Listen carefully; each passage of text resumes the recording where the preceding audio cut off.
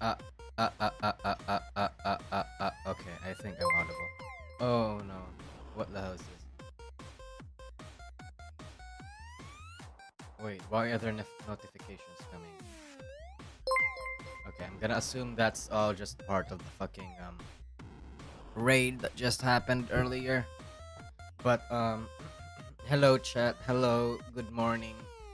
Well, I mean, I mean, it's norming for me at least. I imagine for a lot of you, it's like night, considering a lot of people come from America.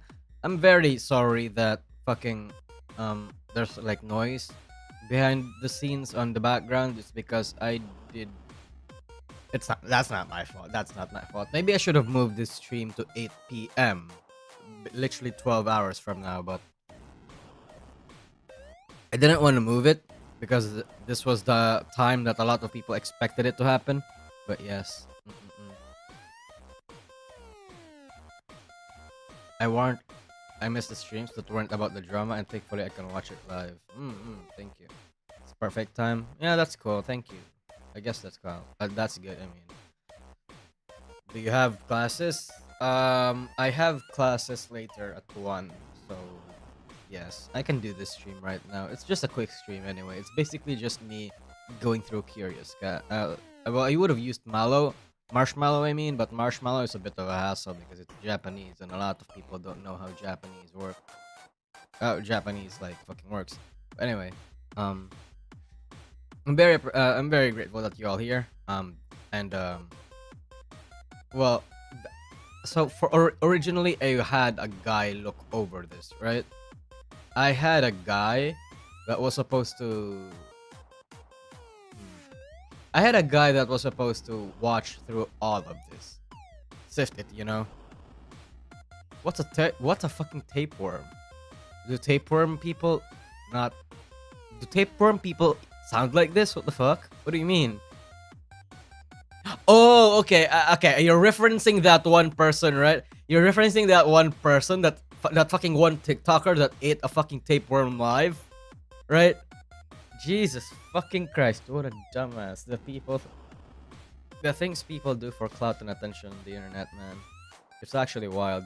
But yeah. Anyway, uh, the reason why I'm going to on the website immediately is because my friend that was supposed to be sifting through and filtering all the comments that I saw was supposed to be appropriate. You know, questions that are actually worth my time or interesting and not like fucking antis, fucking people dropping slurs or that kind of shit. So far, he said that there was no problematic comment, so I'm going to go through all of them instead. Mm-hmm. You still sleepy, DN? A bit, yeah. I haven't slept last night. Well, not slept. Only slept like 3 hours tonight. But that's, at this point, it's pretty much just a normal thing. It's okay. Mm. I've been dragged into Spisidachi rabbit hole, and my mental health hasn't been the same. Ooh. Well, I mean, that's what happens, man. That's what happens. Fucking Pomu.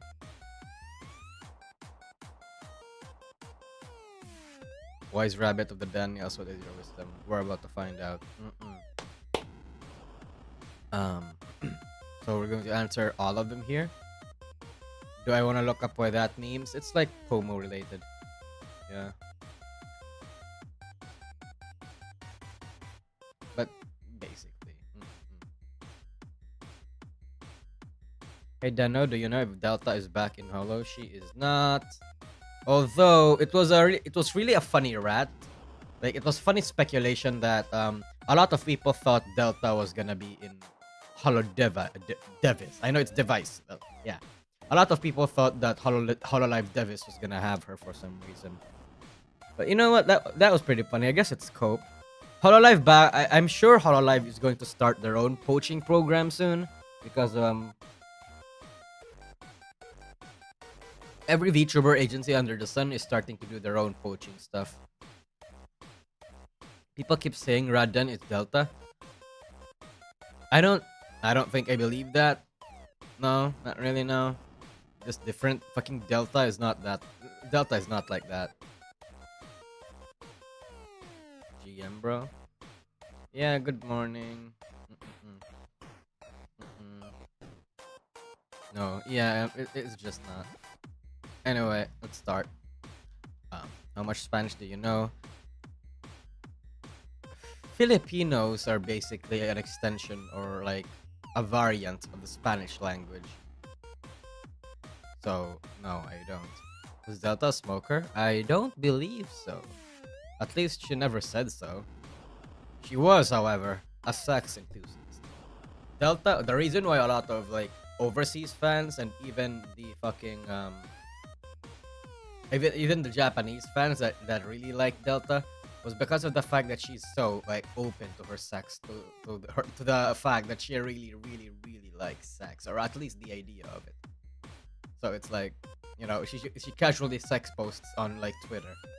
Jesus fucking Christ.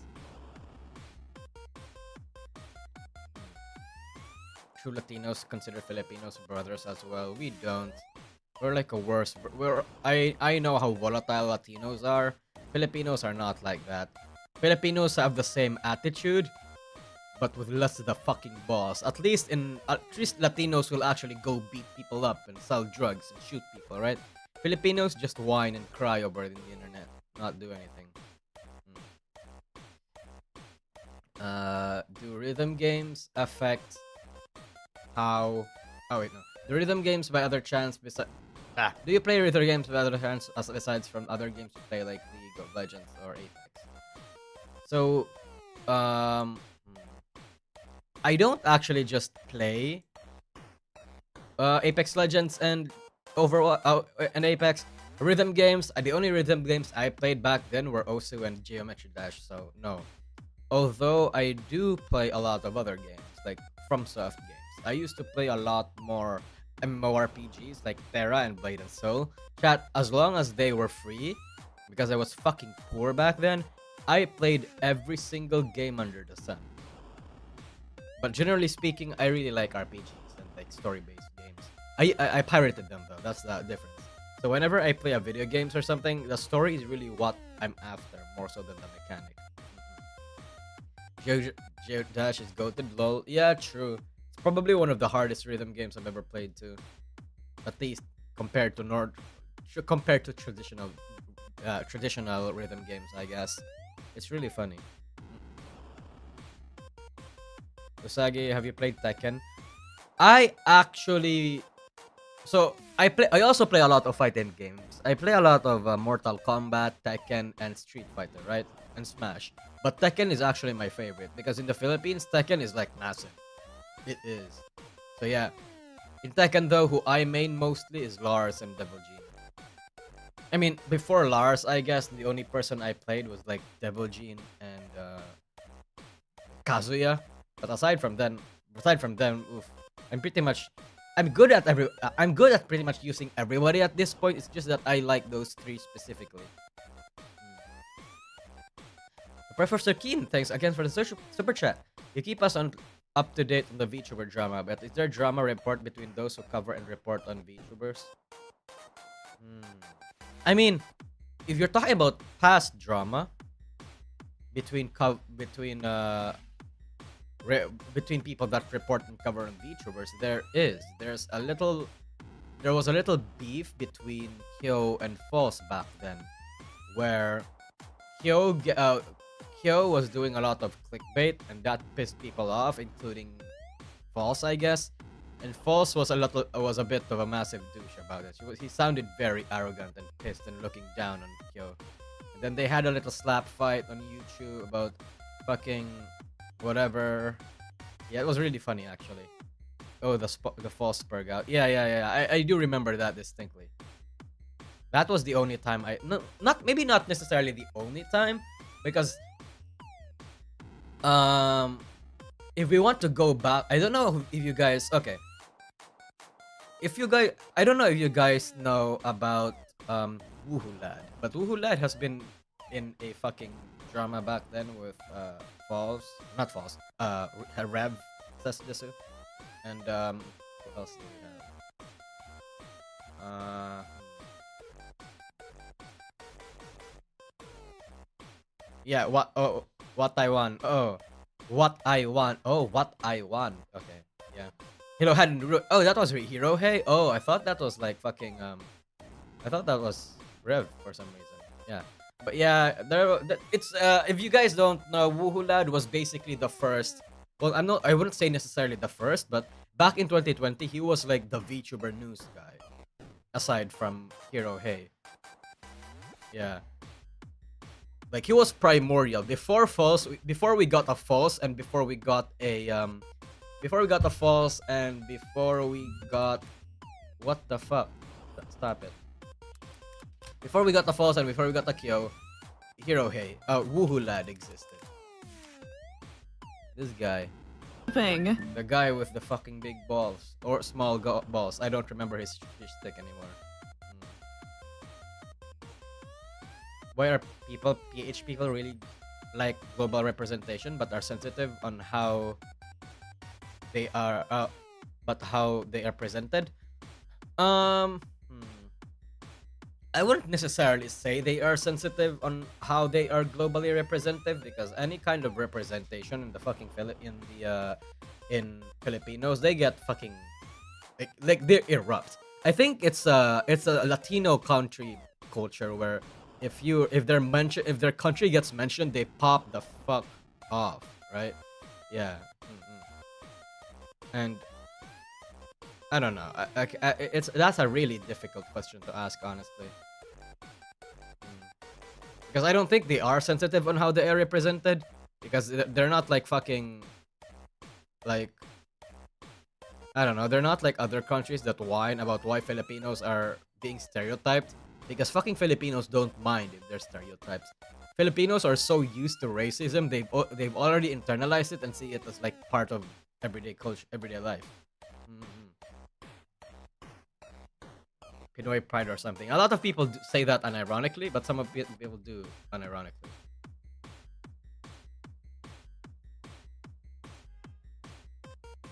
You play gacha games? Yes, I do. The only gacha game I've ever played though was Genshin Impact. Bro, I was like one of the first people that joined Genshin Impact back then. And Fate Go.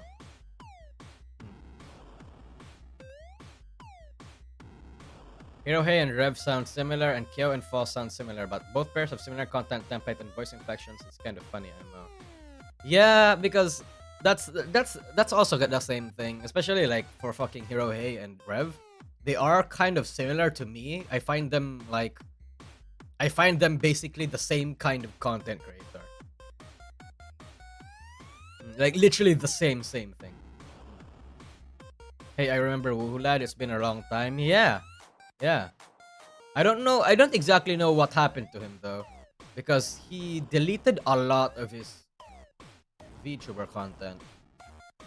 I don't know if I'm just misremembering, but Woohoo Lad used to have like community updates or news kinds of videos, and they were the ones that really popped off. At least the ones that I saw. And right now he deleted all of it. I don't know why. Hirohei painted Wu as a stalker? That's what happened? Oh. That's interesting.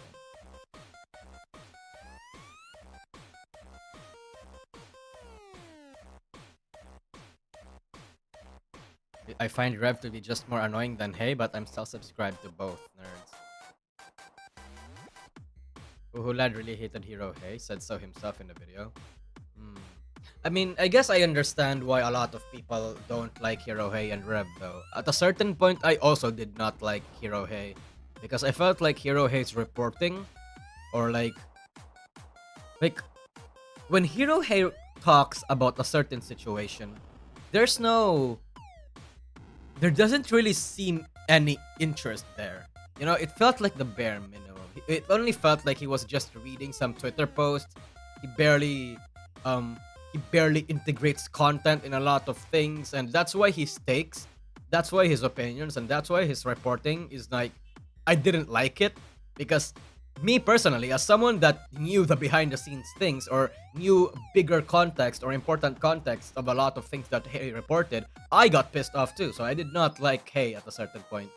But the more I think about it, it's like, Hey isn't doing this for, let's say, professionalism, or because there's a gap in the, or maybe because he's just that passionate about VTubing stuff. He's doing this because that it's funny to him, or he's just doing this out of his ass, like just to have fun, watch some, go laugh, Rev and Hey, I mean, go laugh at some dumb people doing dumb things, put on their takes and dip. That's what they're doing. And again, at a certain point, I think I respect that a little better now.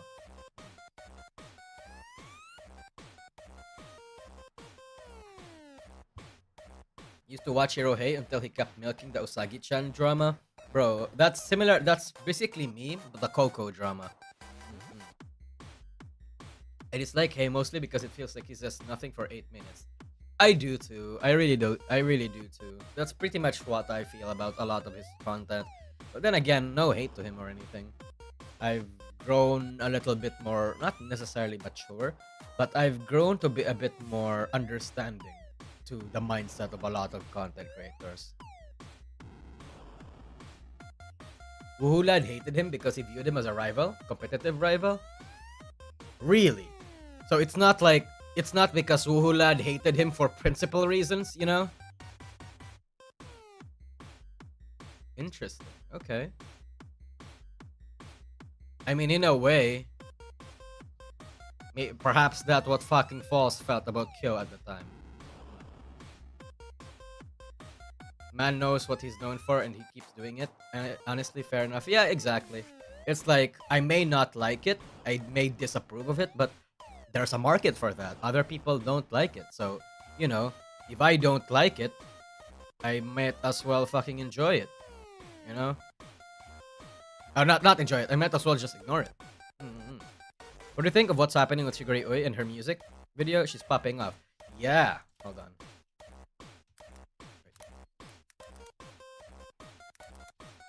So, Lolly God Requiem. Jesus, why is it...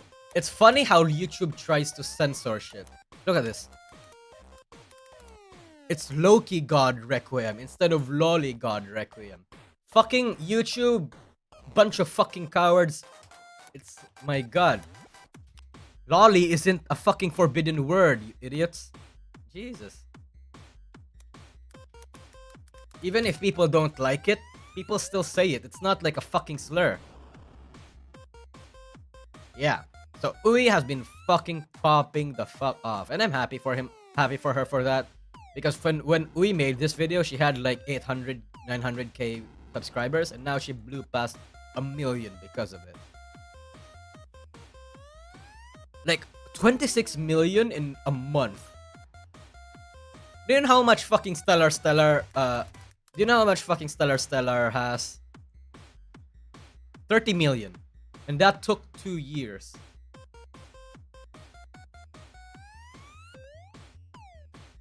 Jesus. Oh yeah, did you see Google is being sued for changing people's searches for advertising reasons? Yeah, and they deserve to be sued for that. It's so misleading. It genuinely misleads a lot of people.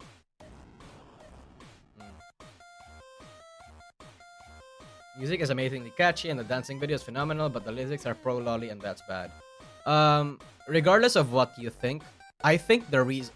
regardless of what you think, the song has actually been here for a long time.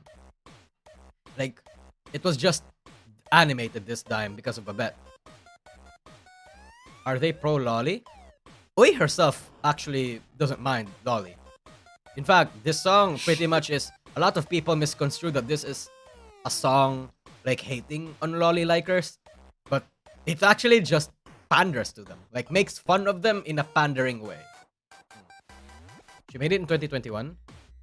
I don't remember when exactly. What the fuck, the lyrics are about don't touch kids. It's ironic because Ui herself is a lolicon. Well, not... Yeah. Okay, hold on. Wait, was it Watami? I kind of forgot. Lolly God Requiem. Lyrics. This VOD is about to get like purged, chat. We're gonna get...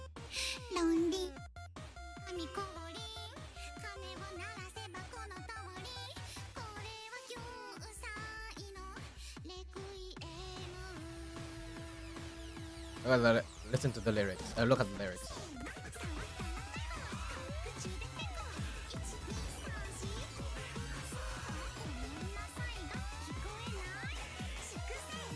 Anyway, um, yeah, basically that's it. It's very pro lolly. She's just playing along. Mm. You know, it's a Japan stuff. Song was in her album. The MV and algorithm pushed it hard. Yeah, the dancing is what made it pop the fuck off, brother. The dancing. Oh, 1 year ago. Look at this. Yeah. But the dancing was what made it, because the dancing, that kind of shit is, I think, going to be like, okay, I think like Sugiri Oi's song is gonna set a precedent for a lot of people, for a lot of content creators, especially in the VTuber scene. Expect many, many, many VTubers to have their own variation of this dance. Well, not variation, but like they're gonna try to recreate this fucking lightning in a bottle.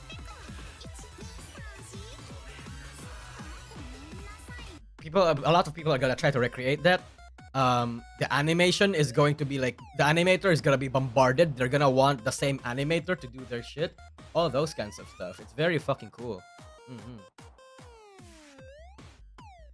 Oh, mildly OCD, thanks for the super chat. The whole Wu versus Hirohei drama boils down to Wu not liking how Hirohei handles his coverage to our audience. And then Hiro painting Wu as a stalker by pulling up every tweet going back years. It's a mess. Yeah, that just sounds like typical VTuber commentary slap fight, I guess. I mean, if someone... Me personally, I don't really give a shit. Because, I did watch a lot of Wu and Hirohei's content before. And, it's like the basis of the argument, or the basis to the drama, is so fucking weird. It's not even fucking A tier. It's like even C or B tier drama. So I'm not really interested in it. It's very petty, yes. It's like, when are you gonna cover your own? We're going to release your own cover version. Oh fuck. Never. I wish I knew how to sing, but no. When are we getting the piss drinking and feet posting songs? Oh shit, bro. Yeah, I feel like, okay, yeah, I feel like that's because a lot of the let's say the people that do those kind do okay, you know, when trends like this happen, they recognize that doing controversial topics, or doing controversial content on controversial topics, is gonna get them a lot of views.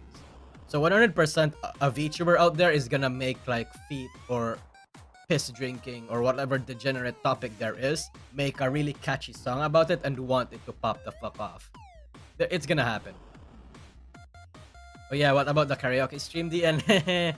The Roofless, I don't know what you're talking about. Hihi XD. Anyway. You already learned to dance Lolly Kami Requiem? I do not. No, this shit cannot be pulled in real life, chat. Like, it's too fast, it's too refined. You can't make this kind of chat because I have seen a lot of real life recreations from this dance. None of them gets it. Like, they don't. They literally they can't get the timing right. They can't get the exact moves right. They can't, because it's impossible. It's only something that's done via anime. That's only possible, I mean, via animation. Song never meant to get outside of Uemama's fan base anyway. She just make it for her fan. Yeah, apparently she's like really spooked about the fact that it got really popular. Like, everyone here that made this song are like, they're spooked that it got very popular for some reason. The first move is too fast, like the right and the left hand changing pace on 1 second. Yeah, it is. This part is the fastest. It's all hard. You can't do anything. But it's so fucking cool. What's possible though, what a lot of content creators on TikTok do is that they ignore that part immediately and go for this part, because this one is more doable. It's still fast and hard, but it's doable. I have seen some TikTokers who actually got it down.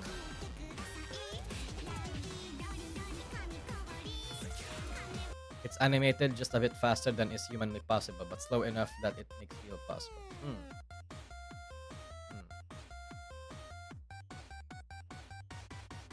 Hey, DN. Hello. True, she's happy it's become popular, but she's worried about the new fans are going to have a wrong idea of the kind of character she actually is. Yeah, that's why she's already been like not shutting down people, but she's been giving like let's say like not word of advice, like like what's describe like not like something that already informs her fan base that hey, she's not really a lolly, she's just someone that likes to draw lolly shit, and she's 16-year-old in her lore, not 9. Disclaimer, yeah, disclaimer that she's not what the video she's not what the video paints her as. Mhm. The little little word is winning, and I love it. Oh. Dear Nosagi, I really enjoy your videos. As a fellow gentleman that has entered the rabbit hole with the recent Hololive's Advent debut, I feel like I'm so behind on others. Oh shit. Could you give me advice on what I should learn about past VTubing? Gandang umaga, Usagi. Hello. Hi, DN. What will your next video about be? It's gonna be about agencies, like VTuber agencies. Like the different kinds. Like I'm gonna call it the state of VTuber agencies. I don't think I want to call it the absolute state, but it's just me going about like the pros and cons and the culture of every single big VTuber agency and small corpos and all that kind of shit. Do you think Venander VT is your rival in terms of content? Not really.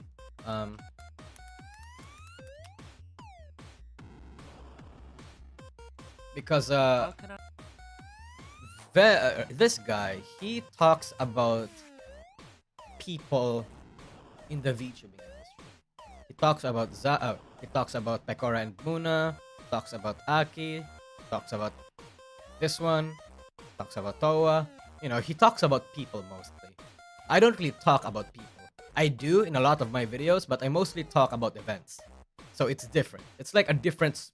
We're basically commentary tubers, but like we have different spins and different topics that we'd like to focus on.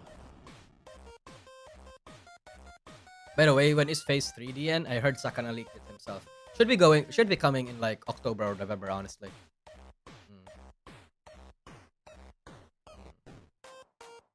Absolute state is more clickbaity.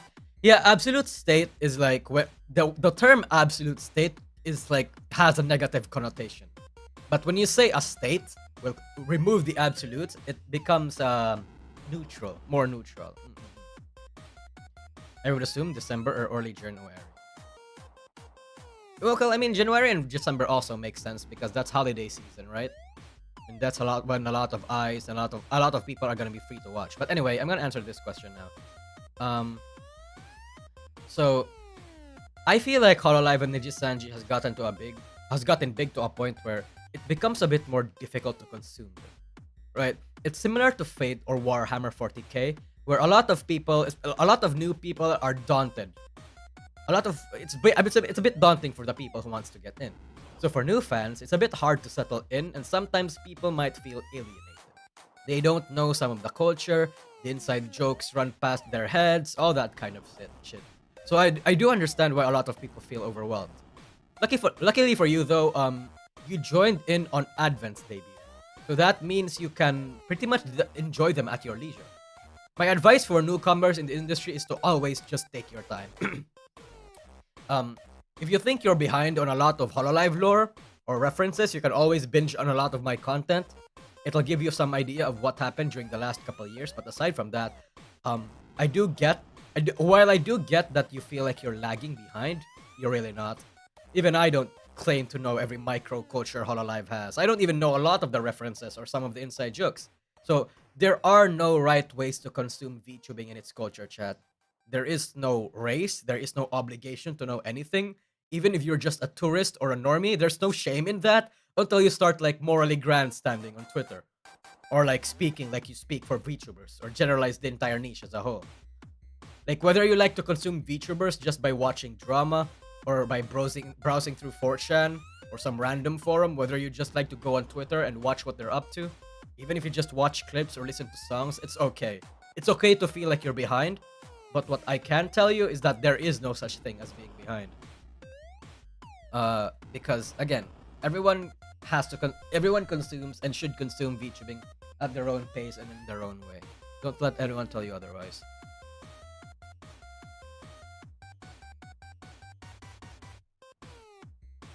I'd recommend lurking for a while. Yeah, like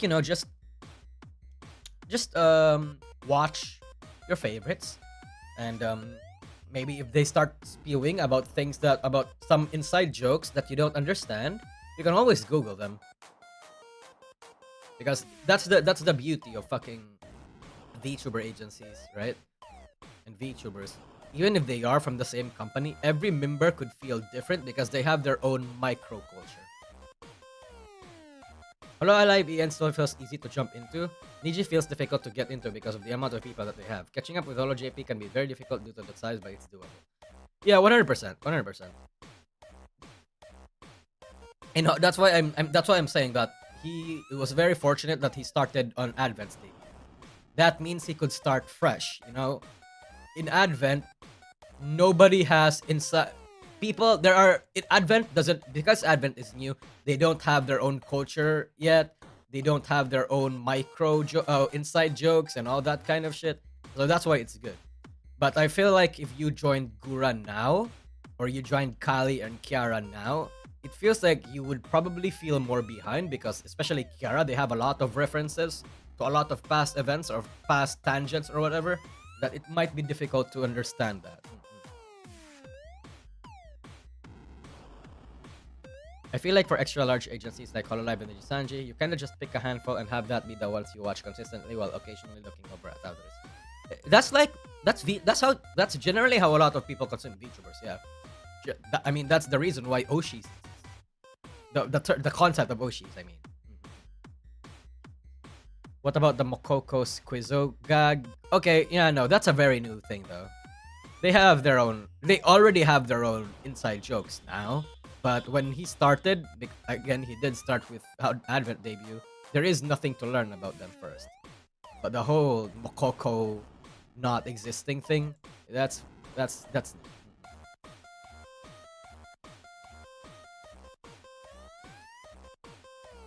Which VTuber would you give your kidney transplant to? Suisei, but at the same time, are my kidney... Is my kidney enough for Suisei? Is it worthy to be inside Suisei? You know? But yes, Suisei. Foa is the one not existing. I know. It's just that I'm just talking about, like, you know, Mokoko fucking not existing, her sister not existing. Like, I know. I've fallen off Holo. That's fine. That's fine. A lot of clippers and people that I personally know are, a lot of them have fallen off of Niji and Holo. They kind of just go around whoever at this point. He immediately thought of being inside Suisei. Yeah. My organs do not deserve to be in that fucking godlike being. From the VTubers that come to your mind, corpo or indies, who do you think are the top thingers? Well, the first one that comes to mind is honestly Suisei. Fucking obviously. Like, that top one will always be Suisei. Something about Suisei, like, her voice is so hot. Every word that come out of that woman's mouth is so sexy and interesting. I don't even know what it is, honestly. I don't know how to describe it because I'm not like, I'm not an audiophile or I'm not someone that's too interested in songs, but her voice just does things to you, you know? Like, it's so fucking weird in a good way. Here we go again. Okay, I'm not gonna go an entire fucking 10-minute diatribe on why Suisei is sexy again. I'm not gonna do it. I'm not gonna do it again. But yes. The second one that I thought of is honestly Enna. Enna, I think I genuinely think that Enna is like one of the best EN singers ever. I know she gets on a lot of flack these days because apparently a lot of people think that she's a bitch, or that the whole racism drama with Kyo or all that kind of shit. But Enna is genuinely one of the best singers I personally have seen in the EN industry, EN sphere. I mean. Wait a second, Warhammer 40k doesn't have an official VTuber, right? I can imagine someone being a sister of battle as a VTuber right now. Man, game workshops get into this. There's a lot of ideas that work well around VTubing. It's just that not many people are willing to hire it, yes. And Anna really has an amazing voice. You have to admit the talent is so... Yeah, she does. Anna is a fucking goated thing. I would like to nominate Amiya Aranha also as an amazing EN singer. Yeah. Because I feel like there's so many corpo and indie V singers that are really good. Like some of them are even like even some indies are like on the level of a lot of corpos, but it's really hard to give platforms on a lot of these singers. Like the first indie that came to my mind is personally Nana Aster. Man, I guess Nana Asteria is no longer an indie anymore, huh? Let's see.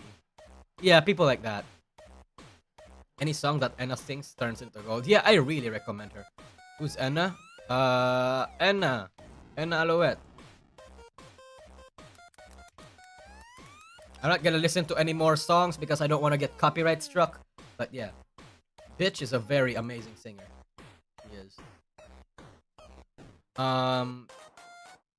Yeah, but my go-to pick is Amiya.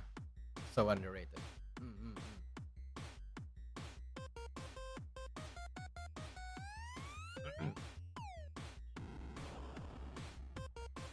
Gura sings. Gura sings really well. It's just that she doesn't really sing that often.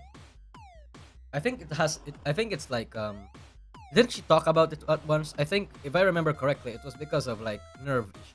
She genuinely does not performing or singing that much to like too many people. Monarch, Amalie. Yeah, Amalie's also a good singer, I would say.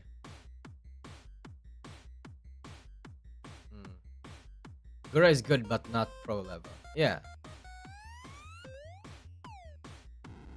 I nominate Shiki from Prism. Prism is also kind of cool. Yeah, again, there is a lot. Excuse me. There is a lot of like very cool indies and very cool small corpo singers and very cool corpo singers that are like undiscovered. Like Nerissa. Holy shit, Nerissa is also very interesting. It's weird. I heard Risu is cracked. Risu is cracked. She's like an opera singer. In her first one in the year, she had a lot of member karaoke's, but she had to rest her voice now.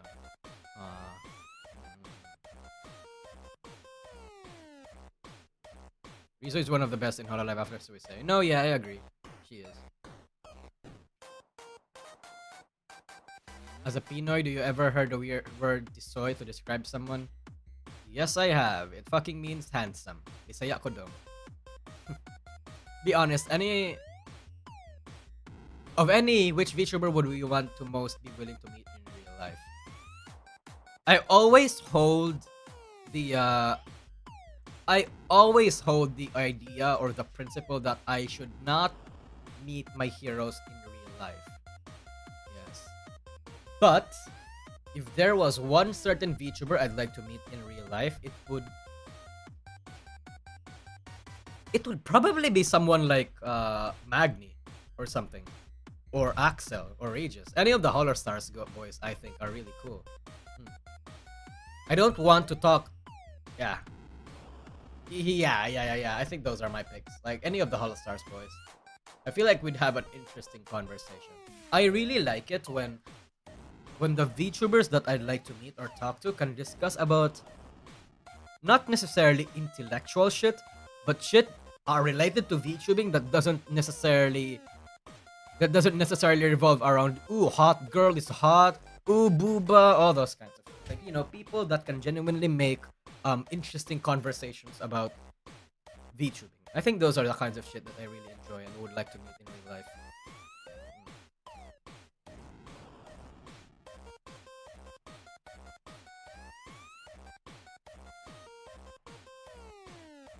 Nobody calls Raven. Nobody calls her Raven. I mean, I would want to meet Gura and ask her what other weird stuff she does. Like the pizza bath scene. Well, I mean, here's the thing about a lot of quote unquote weird VTuber chat. They're very IRL. Oh, in their VTuber persona, they're so fucking cute, right? Because we don't really have any visualization or any approximation to what, how, and what they actually act like. But then in real life, they're actually very fucking like weird, like turn off kind of weird. I have personally met some VTubers that are like that, like, you know, someone that's very fun in their VTuber avatar. They make a lot of weird stuff. They say a lot of weird stuff. Then IRL, it turns out they're actually unironically like weird in a bad way. And then, like, you know, that's probably why they turned to VTubing and became Menheras or something. Because they're so weird, a lot of people don't like them and all that shit. So it's really hard. You met Bao at ConCon, right? On Conquest, yes, I have met Bao. It was fine. She was cute. Like, very appropriate, very professional. I mean, she had an entire team, so at that point, I think it pretty much was, like, you know, her normal self. I'd want to meet Sana and Ina and just talk about art and get as many guiding tips for drawing and such. Yeah, I feel like Ina and Sana would just be the ones that'll, like, sit beside you with, like, a painter, a canvas, and a brush on hand and just, like, start talking about the meaning of the world, like, talk about the very small things in life, and, like, you know, generally the kind of voice that you fall asleep to.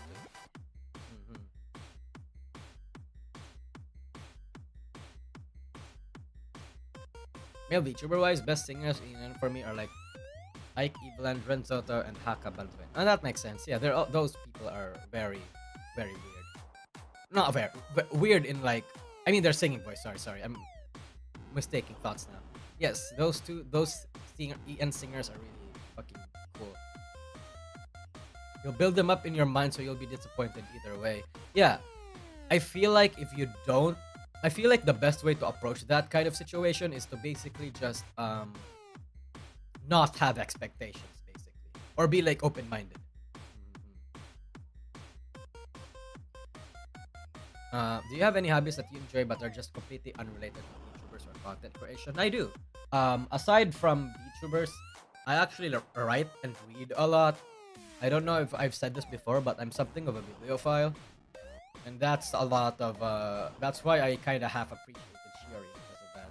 I was a bit quiet when she made the references that she made, but I understood a lot of them. But yeah, I write. I make, like, stories and all that kind of shit. And aside from that, I am a chef. Yeah, like, I actually know how to cook things. Like, not cook things, and as in, like, your normal homemade stuff, but, like, you know, actually cook. But yes. Your what? Audiophile. Oh, bibliophile. Sorry. Bibliophile, chat. How the fuck did it cut off? Audiophile. Bibliophile. Yeah, bibliophile. You know, person that likes to read. A file. A what file? I'm so sorry. That's not my fault. That's the fault of the mic. But yes. Just say book lover. The word bibliophile is so interesting, though. Loki want to learn some Japanese so I can watch some JP VTuber. Bro, I've been learning Japanese. I've started learning Japanese come, like, March. It stopped at, like, May or something. I don't know why. I just felt like I couldn't. It's hard to really maintain studying Japanese. Tell us your book tastes. Ooh, I feel like if I do that, okay, I think I'm gonna make. I'm not sure that I will, but I think I'm gonna make a separate stream for that or another separate topic because it would derail from the amount of questions that we have because I did scroll through a lot of this and it's a lot. But basically, I'm very much a high fantasy lover. especially when it comes to fucking when it comes to like fantasy with a lot of horror elements, you know? Yeah. Like high fantasy horror. I don't fucking know how that what that term is. It's just that it's like that. It's why I fucking like Clive. I like Clive Barker a lot. If you think Japanese is hard, you should try learning Polish. Ooh. So Lovecraft, Stephen King. Yeah, those two are also my things. I don't personally read a lot of Lovecraft stuff because I feel like what sometimes when I read Lovecraft stuff, I don't understand a lot of the things he's trying to say because it's so full of words that I don't understand, like jargons and terms. But I like the general idea of Lovecraft's work. So I just watch like YouTube videos around it. Mm. Eldritch horror, cosmic horror stuff. Cosmic horror stuff is not. I'm not okay. What I said earlier doesn't necessarily refer to cosmic horror stuff, but I 100% cosmic horror is my favorite kind of horror. It is. Like I've recently seen In the Tall Grass. Yeah, I've recently seen In the Tall Grass in Netflix. I like this one a lot. I really like this one a lot. I could see a lot of plot holes, a lot of weird things, but I really, really, really liked the concept. The concept was what reeled me in, and what what got me watching.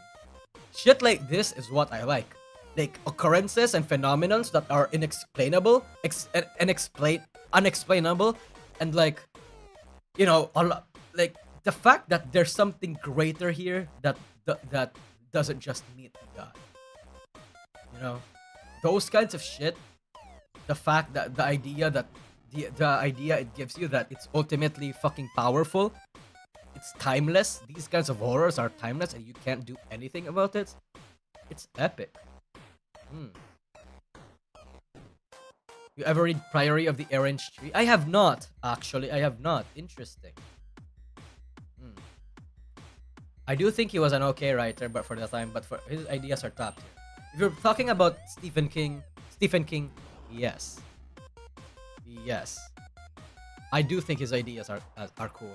2.7 in reviews though. Yeah, like I said, the movie is kind of bullshit at times, but and some of the acting is kind of off. It puts the acting is kind of weird on a lot of people, and there's a lot of plot holes. But it's the idea that I really liked. If that movie was executed better, I would have really, it would have been like a 4 out of time. 4 out of 5, I mean. Are you hyped for Henry Cavill's Warhammer adaptation? I don't know if that's coming, actually. SCP is the opposite of cosmic horror, since by definition, all of them can be obtained. Well, not really. I feel like SCP is an extension of cosmic horror, Victoria Zero. It's just that cosmic horror makes it so that humanity is unable to, let's say, understand or comprehend or fight against the horrors. But if there was an organization that was actively trying to do that, trying to understand like the paranormal or cosmic horror, I feel like that's just an extension of cosmic horror. Because at the end of the day, no matter how powerful the SCP Foundation is, they can't control anything. They can't control everything, I mean. They can't like fight against every phenomena. They can't explain all of it. They can just use the scientific method to deduce, but that's all they can do. At the end of the day, the SCP is trying to protect humanity, but at the face of the endless fucking void that is the horrors of the SCP world, they're useless. They can't do anything. All they can do is like keep people ignorant, SCP is also prone to try hard edge fest. Yeah, I know. That's the bad thing about it. Yeah. SCP has way too much cosmic lazy. SCP has way too much lazy cosmic horror. It does. But there are some good ones too. Like there are people that are starting to make mythologies, and that's kind of cringe to me. It's like, bro, come on. But then again, every entry is like written by different authors, so it's like I don't really generalize them as a whole. SCP greatly varies from object to object. The good ones are really good, the bad are lame. Yeah, that's true. That's true. Not every SCP entry is good. The weakness of it all. This is the weakness of all crowdsourced fiction, TBH. Are participated in such stuff before. Yeah, that makes sense.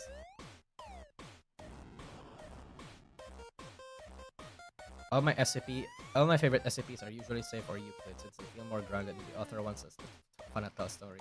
Yeah. The thing that I've noticed in a lot of SCP stories these days is that every single fucking SCP author that gets approved in the wiki tries to have their own fucking world-ending, universe-busting OP SCP that's a threat to everyone, and the Foundation is trying hard to contain and all that kind of shit, and it gets fucking redundant. So yeah, 100%. It's like a lot of anime writers or a lot of mangaka, a lot of manga and anime or weeb writers that just wants to have their own version of God or like the devil or like whatever overpowered figure out there and trying to, let's say, commune with the SCP Foundation. Like their own Bill Cipher or whatever. It's really fucking weird. It's power scaling. Haha. Yeah, exactly. But then again, the things that make the entries that make SCP interesting are genuinely like the things that are rooted in like reality. Or events that are unexplainable and weird, but not necessarily world busting and ending. Like what's a really good, interesting SCP that I know? What do you guys personally think of the what's it called? The Liar's Cradle. I think the Liar's Cradle is a good SCP. So, Endless IKEA. Okay, Endless IKEA is fucking cool. Yeah, 100%. But the Liar's Cradle is one of my favorite SCPs, right? Okay, so, fuck, I'm going to spurg out about shit now. So the Liar's Cradle is basically an oven. Not an oven, but like, let's say it's a place where they put people to burn. You know what? Yeah, it's a place where it's a torture device basically. It's a torture device that if a person is put in there and they get asked questions, the person has to answer it with a yes or no, and they have to speak truthfully. If they lie or they don't speak truthfully, they burn. If they answer truthfully, they don't burn. And the Foundation used that as a means to make a very effective system of not interviewing. Like what's the term that I'm looking for here? Like talk to people. Fuck. Crematorium. Yeah, basically a crematorium in a way. Yeah. Interrogation. Yeah, interrogation. Like the Foundation has developed a really interesting interrogation technique with the Liar's Cradle, because the Liar's Cradle burns people regardless if they know the answer or not. So for example, if I put any one of you chat in the Liar's Cradle and I ask you what is my favorite kind of beverage, even if you know or you don't know, you're gonna fucking burn if you don't answer correctly. Like, and that kind of implies that the Liar's Cradle has a very universal knowledge of like the world as a whole. They get to know like the universal truths around that, and that's interesting to me. That's so interesting. Like they work on a binary system. That's so interesting because like where and how do people, or rather the phenomenon, gets that kind of idea? You know? What if you just don't answer? Well, that's why it's used. Well, the background of the Liar's Cradle is that it was used by torturers.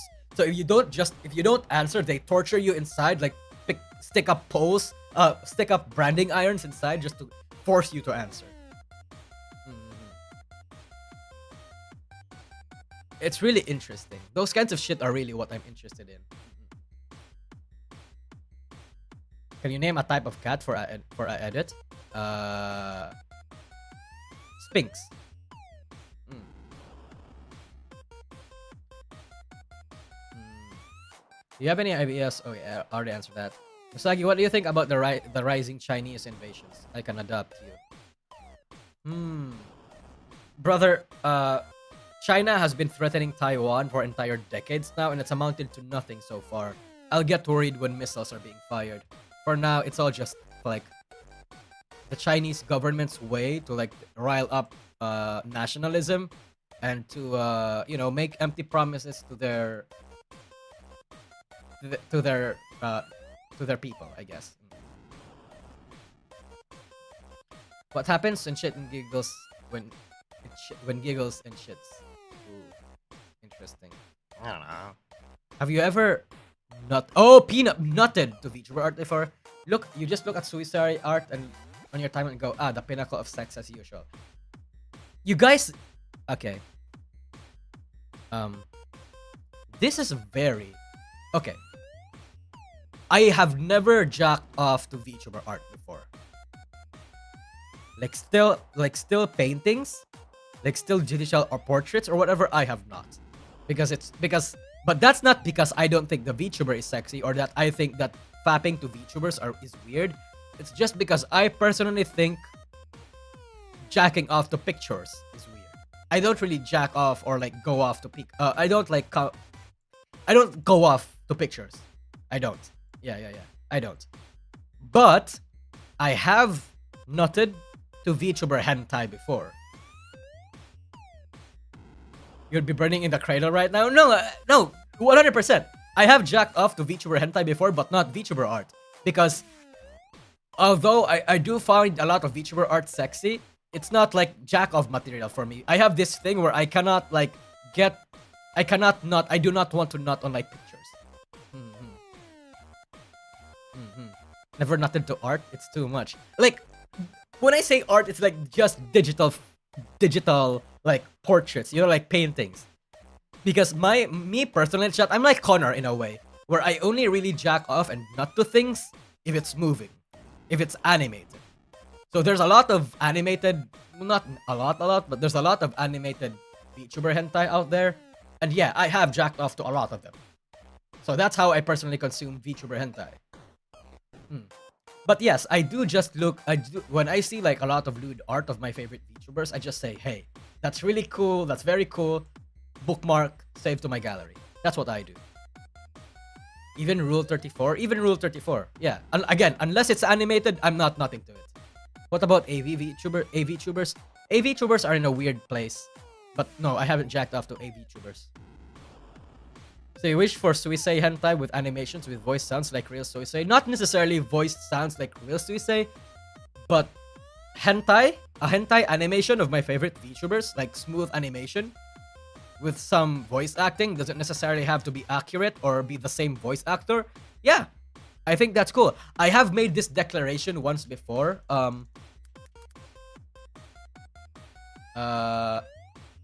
What's the word? What did I fucking put there?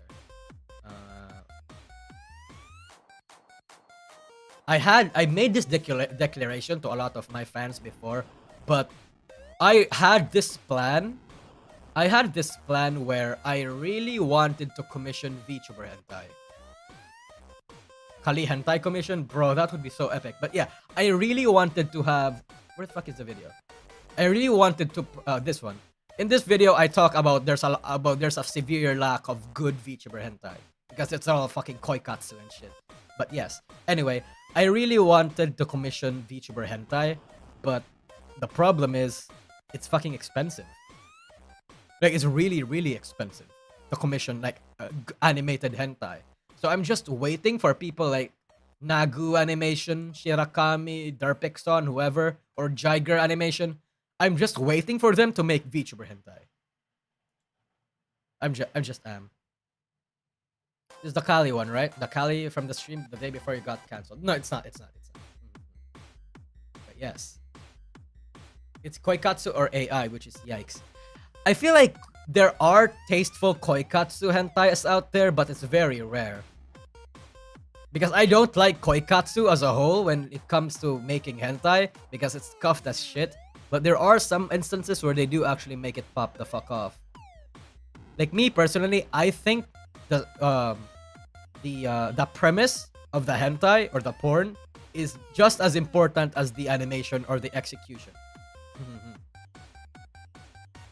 Oh yeah, it was like 8K, right? It was like 10K to 20K grand for like a 5-minute commission. Yeah. Lol, Nagu, he made tons of Final Fantasy R34s. Yeah, Nagu animation is perhaps my best 3D animator, hentai animator. He is. Yeah, yeah. DN, what about MMD? Yeah, I guess MMD could also work well. Just kind of depends on the execution. The execution is ultimately what matters. But yes. Vichineko, my good. Vichineko is kind of weird because he puts on a lot of fetishes that I personally don't like. So for example, what a common thing that Vichineko does is that he does a lot of inflation stuff. Every single one of his hentai has inflation, except maybe for the gay ones or the lesbian ones. But I personally don't like inflation. So whenever I watch a Vichineko piece, I play the entire thing, and then at the moment where after the guy comes, I stop, I pause immediately right before the belly gets filled up. I do not like that shit. It's very, very weird.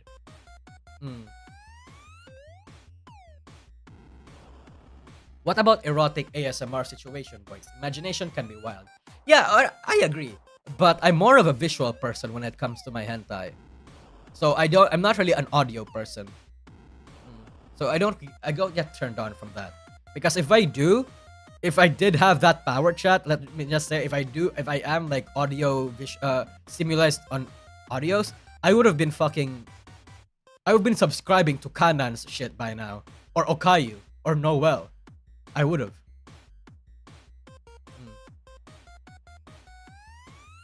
There's some tags that I like, but I have to sift through because it gets associated with tags I don't like. Yeah, true. Like for example, me personally, I like NTR. I like well, I don't necessarily like rape, but like I like NTR. I like impregnation. Well, not impregnation. I don't like vanilla. I like hold on, let me think about this tags I like. Hold on.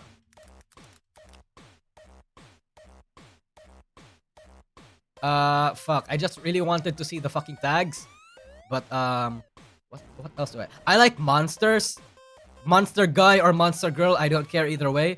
I like NTR. I like, no vanilla. X-ray. X-ray is also cool. No vanilla. Yeah, I don't like vanilla. Yeah. But then those kinds of tags that I talked about, monster and NTR, they get associated with like rape or tentacle or gangbangs or like bleeding. Sometimes like fucking Ryona and shit. Like I don't like that. I don't like those things. So if I could have those, if I could have my poison and like filter everything else, I would like that. People on hentai will never understand. The most god tier art comes from NTR. That's pretty. Yep, 100%. The most godlike art and the most amazingly animated VTuber, not VTuber, like hentai, will always be around bad tags, and that's fucked up. And the tags with the really cool tag, the videos and the hentai with the really cool tags rarely ever get like the same fucking treatment. It's weird to me. I honestly don't like multi-guy, even if it's centered around a girl. Yeah, same. I don't like multi-guy either. I don't. You guys both swing you guys swing both ways, or you just like seeing monster guys too? I don't mind monster guys. It's not that I prefer it, because me personally, if it's a monster girl, I would prefer that. But I don't find monster guys. I don't find it repulsive as long as the girl is hot. So let's say a fucking werewolf person or a giant from Skyrim or some fucking vampire or some fucking weird monster, zombie, whatever, like fucks a really hot girl, I think that's fine for me. That's fine.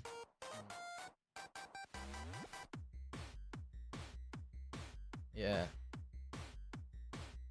Listen, you all pissed in the shower and we've all drank to Metamorphosis and worse. I have not. Mhm. What's your opinion about male protagonists with a face? I don't mind. I really don't mind. I don't mind. You know, things like what you said is the reason why I don't like VTuber fans. Can't you just enjoy a streamer without wanting to be beaten to them? You don't see that with streamers like Void Sauce. Well, I guess the difference between traditional VTuber culture is that VTuber fans can like pretend to be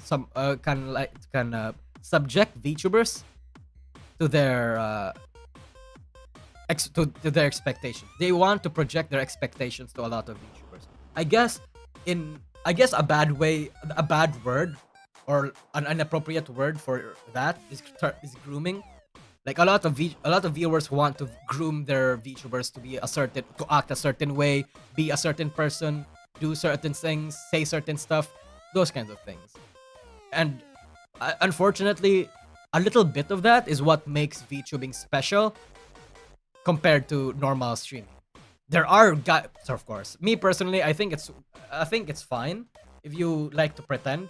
Like it's all pretending at the end of the day. So I think it's fine if you say like you want to be beaten up, you want to be spat on, you want to be like raped by your favorite VTubers and all that kind of shit. I think it's fine, but there are definitely boundaries. There are limits to that.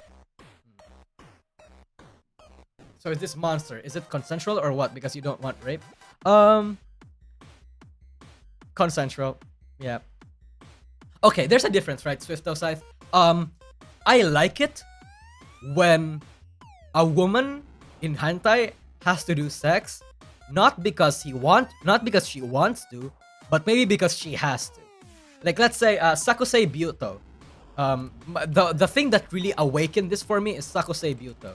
So this hentai awakened something in me. It's so fucking good. At least episode 1, right? So the premise is that there's this guy that can't jack off and because his hands got broken, and he has this condition where he has to nut every 3 hours or else his balls are gonna explode. And then he has a nurse that's assigned to take care of that for him. And the nurse absolutely fucking hates the fact that he has to like fuck and make this guy jack off. And for some reason, that's hot. Like it's fucking hot for some reason. Like the fact that technically it's consensual. It's consensual because the girl is letting it happen. But she doesn't want to do it. You know? She's forced to do it. Not forced in a bad kind of way like blackmail or rape or those kinds of things, but out of duty. And the guy is not hostile towards him. The guy is not even forcing her to do it either. It's just she's just duty bound and the guy has to do it because he'll fucking die if he doesn't. And that's hot for some reason. Did Trash Taste talk about this one? Yeah. Did they? I remember they had a hentai episode. But I think they did. Yeah. I don't remember. But yes. That kind of shit is hot to me. So if a lot of hentai makers can pull off a situation where it's basically not similar to that, where it's a nurse and patient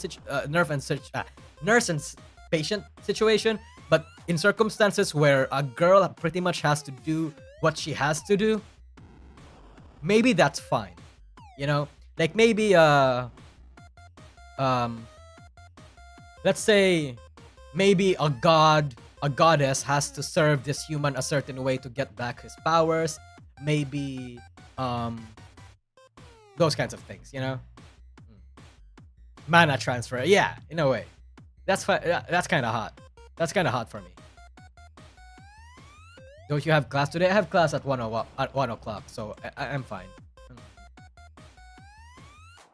What would you say is is Niji N's worst or your least favorite wave so far? Let's see. I would probably say Niji Crisis.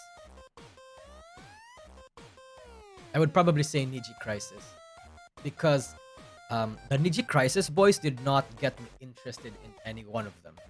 But hey, again, if you like the Niji Crisis boys, that's fine. I'm not invalidating you. You did like them. Just that I personally didn't. At least in iLuna, I liked Scarlet and Maria in XLA. I liked Malok and Zion and Noctix. I liked Hugo. Luxium, I generally liked all of them, but Crisis was like the first Niji EN wave where I was just not interested in any of the members. Mm. Didn't help the fact that they debuted after Niji taking a bunch of L's. Yeah, and that there's a lot there was a for people in the know, there was a lot of bad connotation towards Niji Crisis's debut, because if you guys remember, oh fuck. If you guys remember, there was an entire leak and drama behind their debut. There was.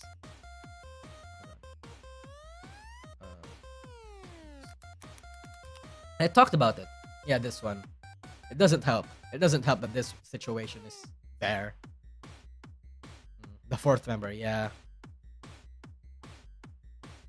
I think Niji Crisis was affected by bad timing with some of the yabs that company was getting back then. Yeah, 100%. 100%. What are your thoughts on Holo Regloss? I think... I mean... I think they're fine. It's just that I haven't really seen clips of them. Me personally... Okay, so my personal opinion right now is that... Raiden, Regloss. Regloss aren't really doing anything that's different from the normal VTuber, from the normal Holowave branch. So I am kind of wondering, why did Cover Corp bother making a different branch if they're not doing anything different? They're just doing the same things Hololive members do. One would argue that it's probably because the Kayfabe is different. These guys are just idols. But brother, you can make a VTuber wave without the non-fantastical elements, and they're just idols as long as they have Kayfabe. You could have put in it in your 7th gen. I wonder why they made a new branch. Yeah, so me personally, I'm questioning whether or not making a new branch was necessary or was the best decision here. Because I don't know what Devis is supposed to be for. Again, I know what it's pronounced device, but I don't know what Devis is supposed to be for. I don't get it. I don't know if Cover has like future plans for them right now, but me personally, I'm still questioning it right now. Yeah.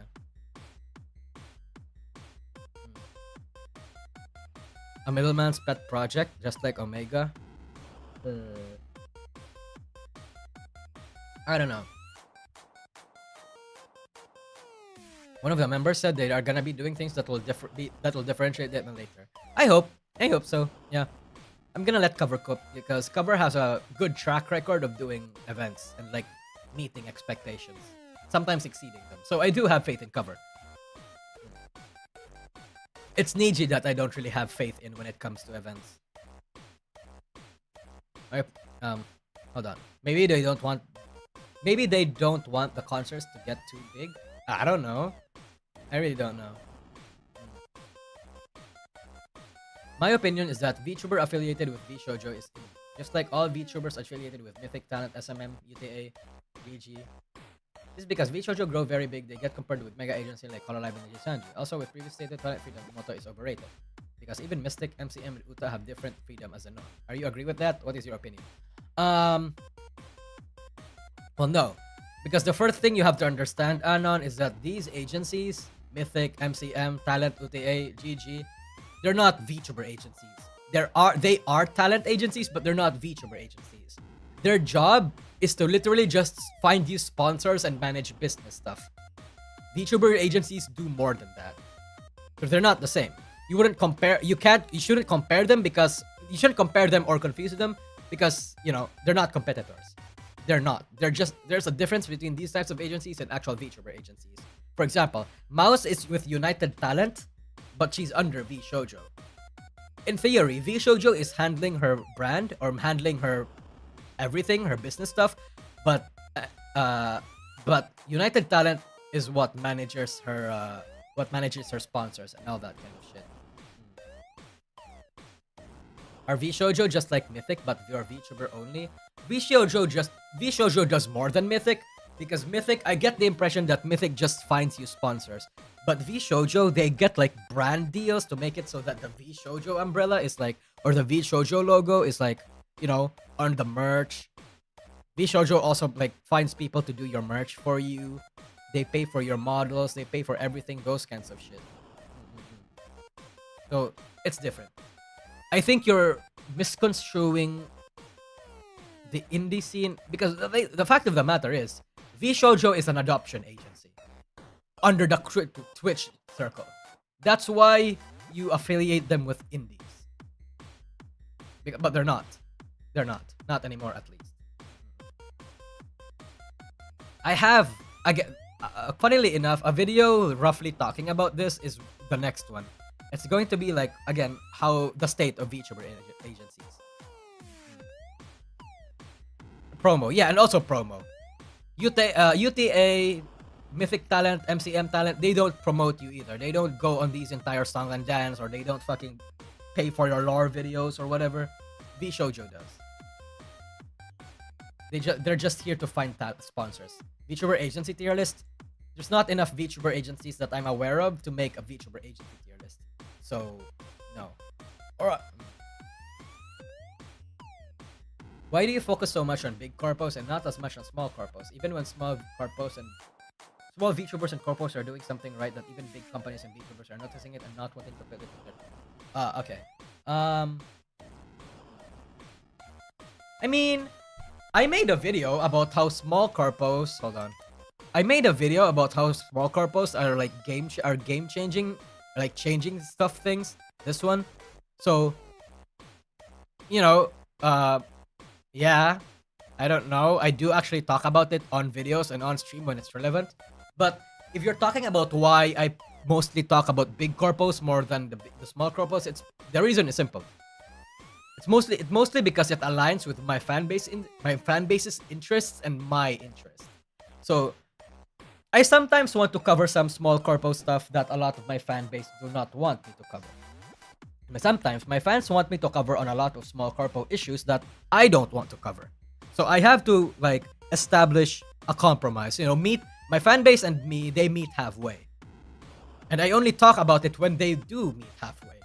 Like and besides, I cover happenings and historical stuff, right? I can't cover stuff small corpos or the things that happen around small corpos unless they actually do become historical. In fact, I don't even cover most small corpo drama because of that. I just don't think it's interesting or even relevant a lot of the time. And neither does my fan base, if I had to assume. Most of the time, it's the big corpos making historical and trend-setting stuff. But in things where small corpos do set a precedent or make a discovery or innovate in ways that I think sets a trend, I do actually cover that. Like for example, Idol EN utilizing VTuber sponsorship and VTuber stream promotions. I think that's a unique thing that not a lot of VTubers are doing now, which is why I did like a watch along, even though I wasn't sponsored. Or the fact that indies like Lopi or Rin have managed to game the growth on YouTube by using shorts. I talked about Astraline. I talked about being based in like Phase Connect. I do actually talk about small corpos, but again, if it is relevant. Yeah. Dian, can you talk about the entirety of Kawaii 3rd Gen leaving? I already did talk about that. Where did I talk about that? In this one? I think it was this one. But yeah, I've already talked about that. Basically, problem of documentation and spotlight. Yeah, exactly. It's that. And it's why a lot of the time, when I do talk about small corpo stuff, it's usually around drama. Because fucking somehow small corpos set the fucking bar high when it comes to being absolutely like predatory. Especially with the whole Akio Air thing going on. I did talk about Akio Air, by the way, in here.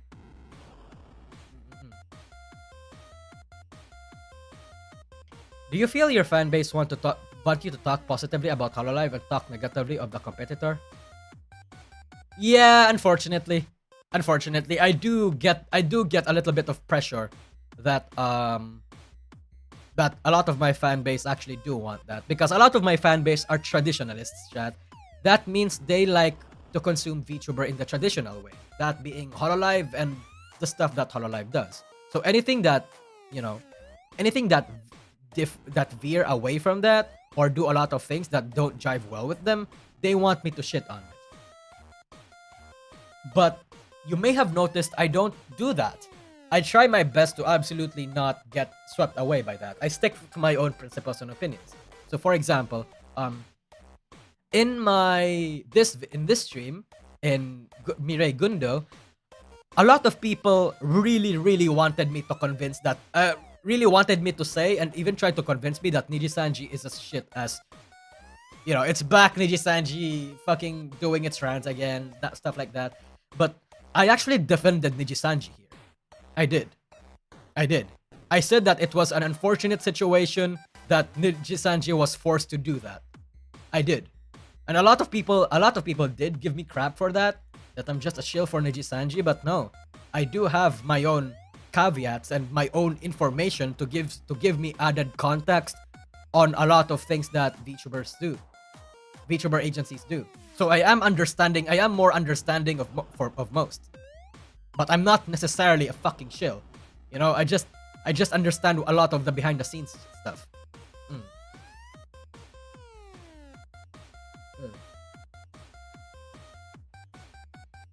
But yes, that's basically it. I do get that a lot.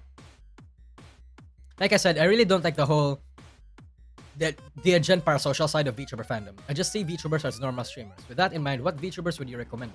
Thanks for your vids. Well, if you see VTubers as normal streamers, that means that you don't like Kayfabe, you don't like you know, that kind of shit. Again, all respects to you. A lot of us consume VTubers in different ways. But with that in mind, I would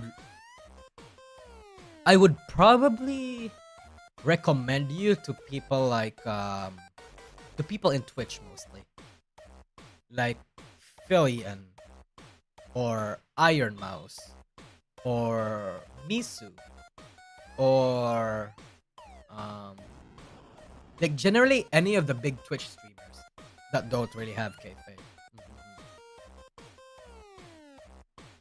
It's really hard. It's really hard, William, because I'm mostly on the side where I like to consume VTubers with kayfabe, so I don't really watch or like participate or like get too familiar with VTubers that don't have kayfabe. So it's hard for me to make recommendations. I really am sorry. I can't help you. But those are the kind of but again, the VTubers that I mentioned, those are the kind of VTubers that I think you'd be a start. Chibideoki is kinda, but not that much. What's kayfabe? It's basically like the character behind the VTubers, right? The characters. So for example, Axel or Callie. Okay, let's use Axel. Axel is fucking Australian, right? And he has the guise that he's a fucking gladiator for Tempest. He calls Australia Northern Elysium. And that's kind of cool. Because when people say Northern Elysium, people just already fucking knows what it means. When you're playing up a character as a VTuber, as the character that you're supposed to be, let's say you're a fucking demon person, right? And if you act demonic or devilish or gremlin-y, and you put up a character that's not normal for like what streamers do, that's a kayfabe. That's what kayfabe is. It's the roleplay aspect. Yeah. Roleplay aspect. It's the word from wrestling, like who you are acting as. Yes, it is. Fuamoko, yeah, Fuamoko. Fuamoko does bow and like, you know, pretends to be dogs. That's kayfabe. Yes. What course are you taking up in college right now? I take the communications the communications course, but I plan to actually drop out again.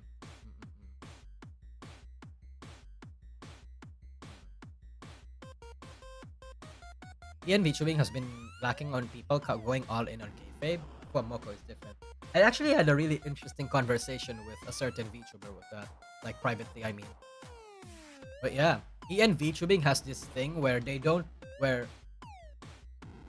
so I don't like to sound gatekeeping because I'm not gatekeeping.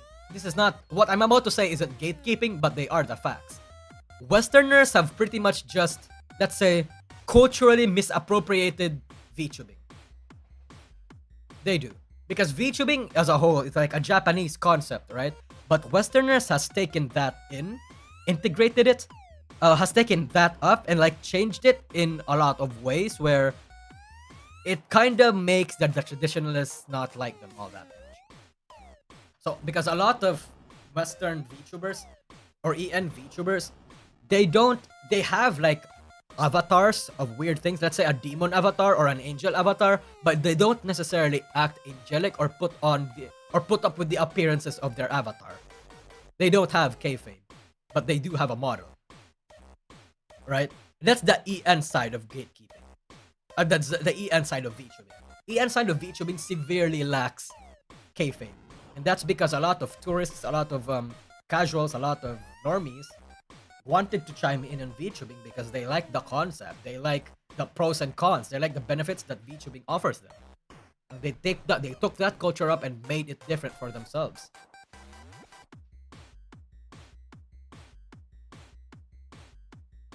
It's definitely a culture thing. Yeah, 100% it's a culture thing. Yeah. It's definitely a culture thing. Because chat in JP, in Japan, when you're a VTuber, you have to stick into fucking character. You're not supposed to break fucking character when you're in a VTuber. You can break character in the appropriate time though, but you'd have to you'd have to be like on your other account, on your roommate account, your past life account. But when you're a certain someone, you need to act like a certain someone. I mean, that's pretty much why Kayson, a lot of JP fans actually fucking hate it when Kayson streams and shows her face. That's where the whole immersion argument that a lot of EN VTubers and EN of the EN fandom criticizes and makes fun of. But they lack the cultural part of VTubers that originated in Japan, and they start, accusing them of things that they don't really know about. But the fact of the matter is, VTubing started from here. But VTubing will grow. Again, I've had a very interesting conversation with that around that last night. But yeah, that's the unfortunate thing. What are some examples of breaking kayfabe in general? In your opinion, the big examples. That would be people like Finana, people like a lot of Niji and a lot of Niji Sanji livers in general. They are the ones that break kayfabe a lot and do the whole, like, guys, let's be real, and all those kinds of shit. They are. Those are the very popular examples. Everybody at a certain point, chat, every VTuber at a certain point breaks kayfabe. What matters is moderation and how you break that kayfabe. Yeah.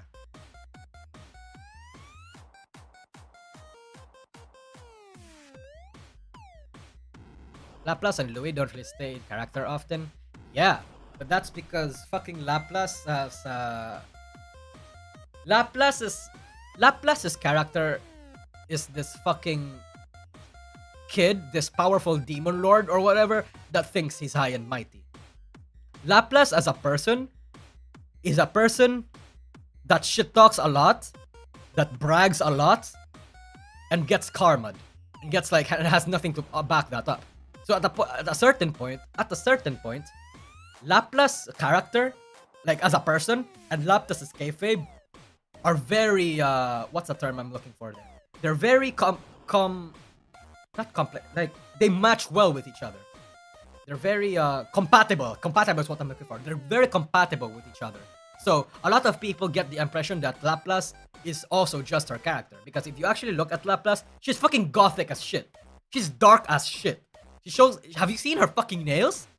Like she doesn't have to be in character because she made Laplace herself, right?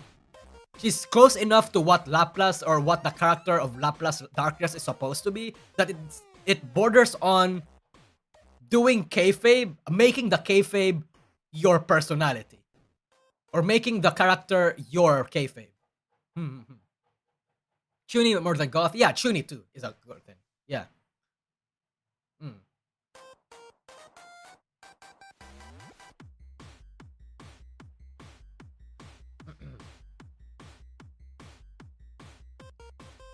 Chunis are the best. 100%. They do. Chunis are the fucking best. I really love Chunis. Like unironic Chunis too. She got cast because the character is her, not because she is good at playing the character. Exactly, Asehara. I mean, that's actually the reason why a lot of agencies, when they do audition calls, they want to find someone that they want to find a certain personality or a certain character that fits really well with the VTuber avatar that they have. Like for example, if they have a VTuber avatar that's like very motherly looking or like very mature, not motherly is in the Kumar bait motherly, but motherly as in like actual motherly, you know? They might want to find certain debutants or auditioneers that are very caring, very soft spoken, very gentle, all those kinds of shit. That's why VTuber agencies do that. Because at the end of the day, you can't force people to act a certain way if it's not compatible. Like for example, if fucking Kiara was given the Gargura avatar, Kiara would be fucking mouthing. She would not do well. She would drop character in like 1 week and just start being herself again. And true to her being herself, I mean. That's why like the compatibility of the person's model and their personality has to match up and sync really well. Otherwise, you're gonna get burnt out. Otherwise, it's gonna seem weird to a lot of people. Otherwise, it's gonna produce a lot of problems in the long term. Could Callie as Gura work though? No, Callie would like shit on herself. She would.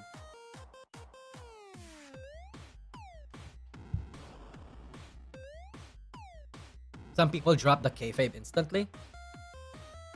Yeah, they do. And sometimes people integrate parts of themselves and turn it into kayfabe. Like for example, Mume. A lot of fans think that Mume is a psychopath or whatever, right? That's the meme around her. But when you're in the know, you'd actually learn that one, Mume is actually she has ADHD, and she lets her intrusive thoughts win basically. And a lot of her intrusive thoughts happen to be dark. So they turned her psychopathic moments, her intrusive thoughts taking over, as her seeing humanity, like as her being the representative of all of humanity's evils too. Like, you know, and I think when VTubers do that, you win at kayfabe.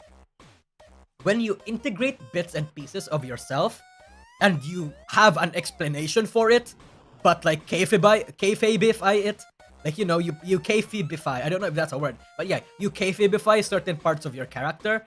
That's how you do really effective kayfabe. You do. Yeah, and it works. It just fucking works.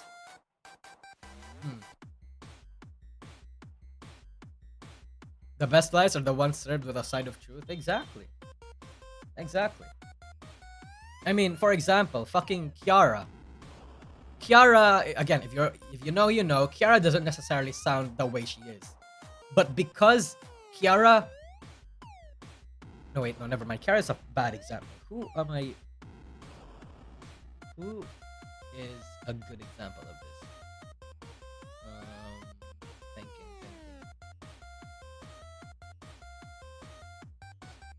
Fuck. Who isn't a good...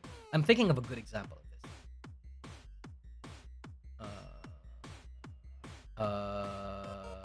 Yeah, I'm struggling to come up with examples. I guess Mume is the one example that comes to my head right now. But yes. Luna hasn't dropped the Nanora and it's been what? Almost 3 years? Exactly, she hasn't.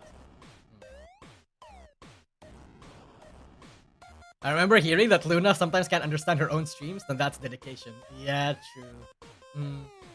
Crony? What's Crony's kayfabe though?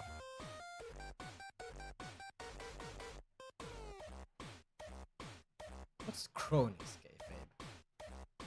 I guess if I was Crony, here's what I would spin it. So you know how Crony is like the warden of time, right? She's immortal. She's been around for a long time and she's seen humanity progress But then that's like her entire grand fucking lore.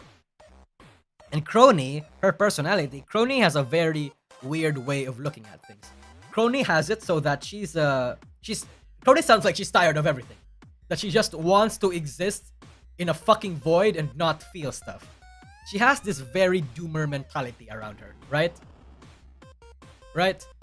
And the best way to integrate that to her kayfabe is to make it so that Crony has seen too much of humanity or too much in the world to make it so that, you know, and that explains her that kayfabe, that explains her personality. So she hides it in the veneer of narcissism, in a veneer of as if she's competent, stuff like that. Yeah. Mhm. People have tied her luck in party games to her time control. Yeah, like actually, speaking of that, Kiara has actually done a really great example of that back here. So remember when Kiara's channel was nuked? And then a lot of people treated it as if it's just Kiara dying as per usual and getting rebirthing from the ashes, right? And then fucking when she did a little re-debut and she pretended to be like, she pretended to not know her fan base to see that everything, she pretended that everything was new to her, that everything is so alien. And then Callie came in, and then Callie was like, hey, it's good to see you again. And then Kiara was like, huh, you seem familiar, do I know you, and stuff like that. That shit was awesome.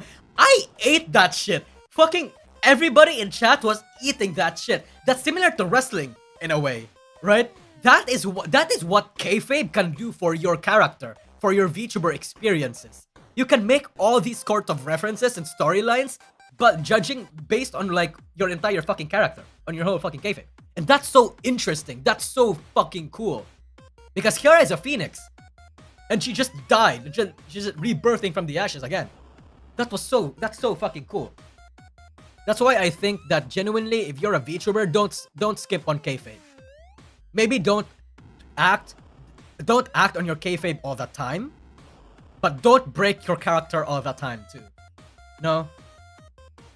Kiara re-debut was so good. She did another re-debut when she got shadow ban, and getting rid of the shadow ban deleted months worth of videos. She did that re-debut in German. Oh. But yeah. It was so fucking cool. Henya's KF is pretending to not be Pikami. Yeah. It's like fucking, you remember when Ina and Henya collabed for the first time, quote unquote, and Ina was like, this is the first time we've definitely done a collab before, and all that kind of shit. Yeah. Leave the kayfabe just vague enough to work with it. Exactly. Like, work with it, you know? Kayfabe doesn't necessarily mean pretending to be someone that you're not, but like putting up appearances, you know? Yeah. Just overdoing kayfabe, but being really creative with it makes the magic. Yeah. At the end of the day, it's a scale.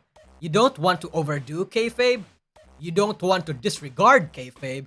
You just have to make it work. You have to find that middle ground, that moderation. Jake J. Carpe, thanks for the super chat. Thank you for kindly answering my question before. You're welcome. It's not even an impressive act like this. There are so many opportunities to play to your character and make interesting moments. Exactly, Maki Choi. That's it. Yeah. That's why when you put up a VTuber model, it has to be a model that resonates with you or characterizes you really, really well. That way you can play up with your kayfabe all that often, all that easily, I mean. Firstly, the reason why I'm on Rosebud is because of a V-shoujo you published about the best VTubers of all time. I'm still new to Niji Sanji, and the way you sold her convinced me to give her a shot. This leads to my question. How often do you hear about people finding out about their Oshis because of your video, and what are your thoughts about that? So I'm very glad that you like Rosami because of my video. I do actually hear a lot of people say that they discovered cool VTubers because of my recommendations and tastes. Like back then, I get a lot of comments and messages thanking me for introducing them to Pippa, and currently Poco Raccoon and Roka from Idol, and all those kinds of shit. And I do think it's a good thing on my end, because that means people value my opinions. My opinion holds a bit more weight to some people. And that gives me the obligation and the responsibility to not just chill out VTubers willy-nilly. Right? That's good. That's good. So, it's actually why, chat, you have no fucking idea. You have no fucking idea how many VTuber agency has tried to sponsor me where I basically just promote their talents. And I never do any of those sponsorships. It feels off for me. It feels weird. But if VTuber agencies ask me to say, give their talents a chance and figure out whether or not they'd like them by holding a watch along, or if an agency sponsors me to promote their audition calls, that's fine. If VTuber agencies wants to sponsor me for audition calls, I would accept that, because when I do an audition call, that's me letting my audience see if they like a certain VTuber that happen to like reach out to me. But if I am told to just say, hey, these VTubers are really cool, check them out, and I have to make up some kind of fucking reasons to why I'm promoting them and why I think they're cool, that feels like inauthentic, you know? But again, if I do watch-alongs or if I do promote audition calls, I let the audience decide if they want it.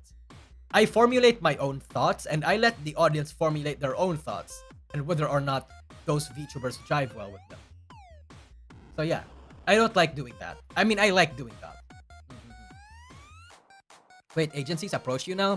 No longer blacklisted? Up and coming corpos. I mean, yeah. Up and coming corpos. DN spent like 10 minutes talking about getting a good avatar that fits well for your cave. Meanwhile, DN with a big whiskey and rabbit PNG. Well, unfortunately, Emmanuel, if I had an idea that I was gonna blow up, I wouldn't have given myself an Usagi. I would have given myself something else.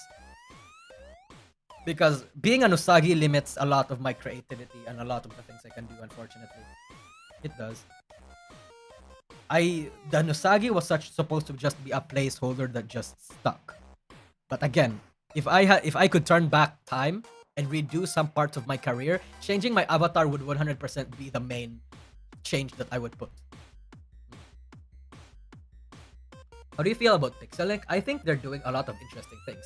I would like it if Pixelink sponsors me to hold their sponsors me to fucking like hold a watch along. I would do that. Would you embrace yourself as a historian if you became a VTuber? I don't know. Probably not. Did you get an offer from Gaki Live then? I did not. I can't mention which VTuber agencies approached me because there are a lot, but I can't name any of them. I'm sorry. It just sounds like a professional thing. That does make a rebrand hard since your name is tied to it too. Yeah, and the worst part is fucking Cover Corp owns the Nusagi thing. So I can't make official merch around Nusagis. Right? I can't make any of that. And I can't monetize my avatar. I can't do anything with my avatar without fucking dragging Cover Corp's image into it. Or associating myself with Hololive and Cover Corp and Pecora. And look, Pecora is still like my top one VTuber. Like, she's the one I still watch the most, but you know, if I wanted to be my own person, I would have not become a Usagi.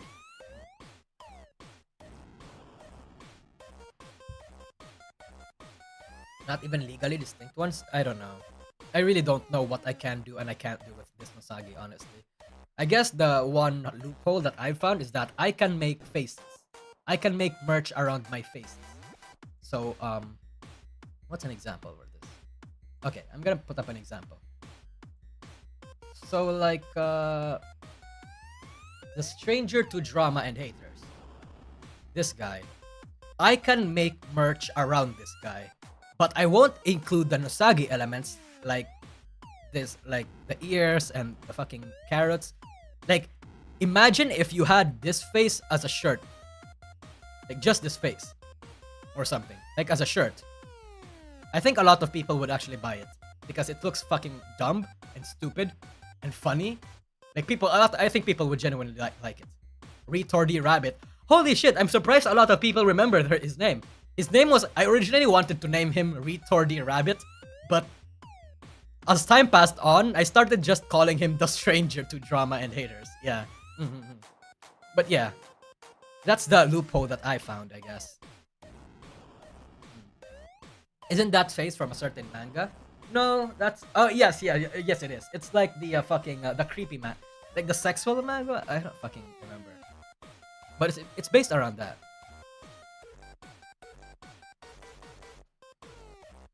You should have rebranded after you got canceled that time.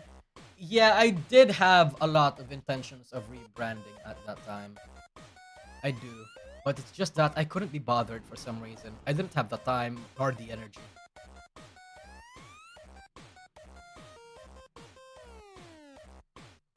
Lord Commander Argentina, thank you. Yaranaika face, you mean? Was Yaranaika the name? I don't exactly know the name for it. Yeah. This one. It's this one. It's this one. Imagine this one, but like creepy and like smiling instead of like ejaculating.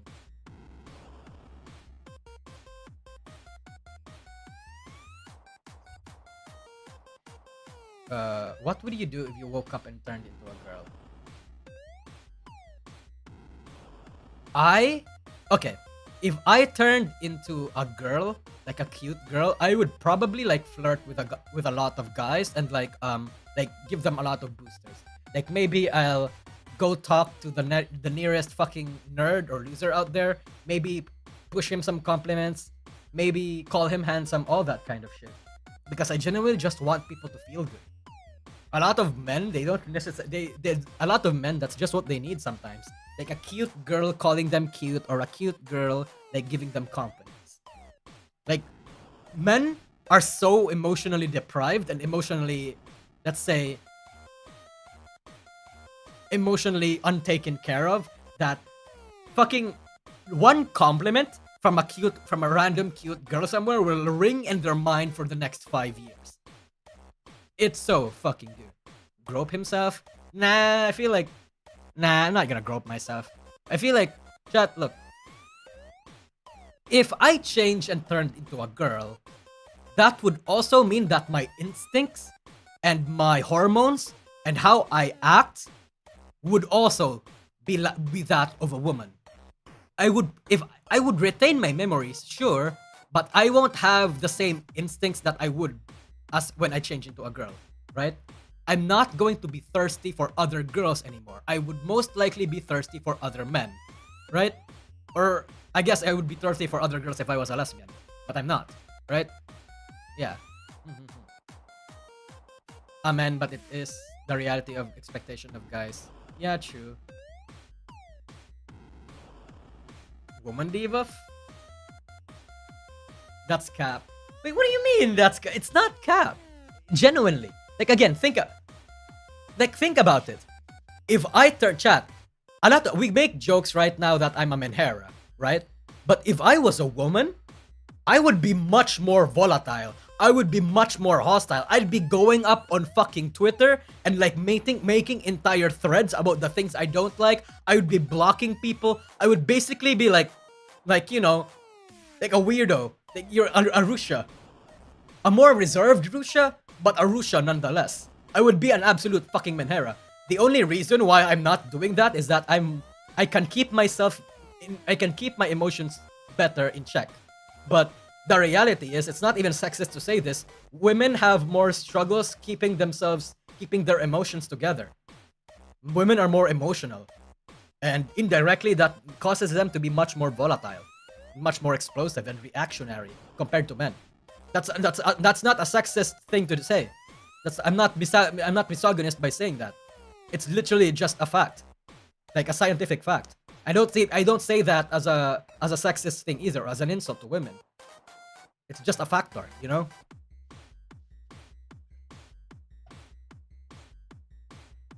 So a Pippa then. Yeah, that's true. Okay, I take that back. I would not be a Risha. I would be somewhere closer to a Pippa. I would be somewhere closer to a Pippa. Are you saying women are more likely to be hysterical, Musagi? I mean, not all of them. But yes.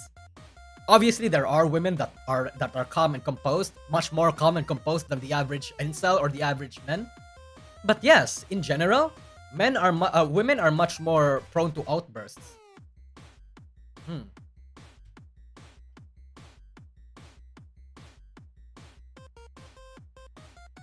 Emotions are great, and being positively feminine is being able to express them healthily. Crying is good. Yeah, I mean, there's nothing really wrong with women being much more emotional or much more volatile. It's just that a lot of women don't express or let those emotions out in a unhealthy way. And conversely, the opposite is true for men. It's also toxic for men to not let their emotions out. The reason why I say that men are also calm is because men bottle their fucking emotions and wait until they fucking explode. And that's just as unhealthy as people. That's just as unhealthy as women making mental episodes, I would argue. It is 100%. Like, you know, it's not necessarily a lot. Women and men have gender or sex specific problems, and the reason why we think why we judge people based on those problems is that they don't realize that there are complementary problems, or there are problems that are equivalent to women in men. And a lot of men don't realize that. And a lot of women don't also realize that either.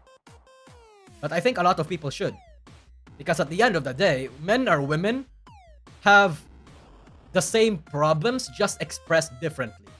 When men have problems with emotions, they bottle it. And that's still unhealthy. And sometimes when women get problems with emotions, they go on an entire mental health episode. Like mental breakdown.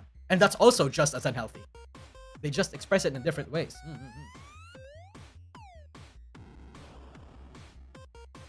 There's a parallel.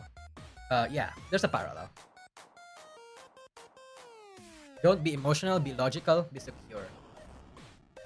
Okay, let's not be cold and let's not be like, you know, cold and cruel kind of logical, because I think there are a case where people are too logical.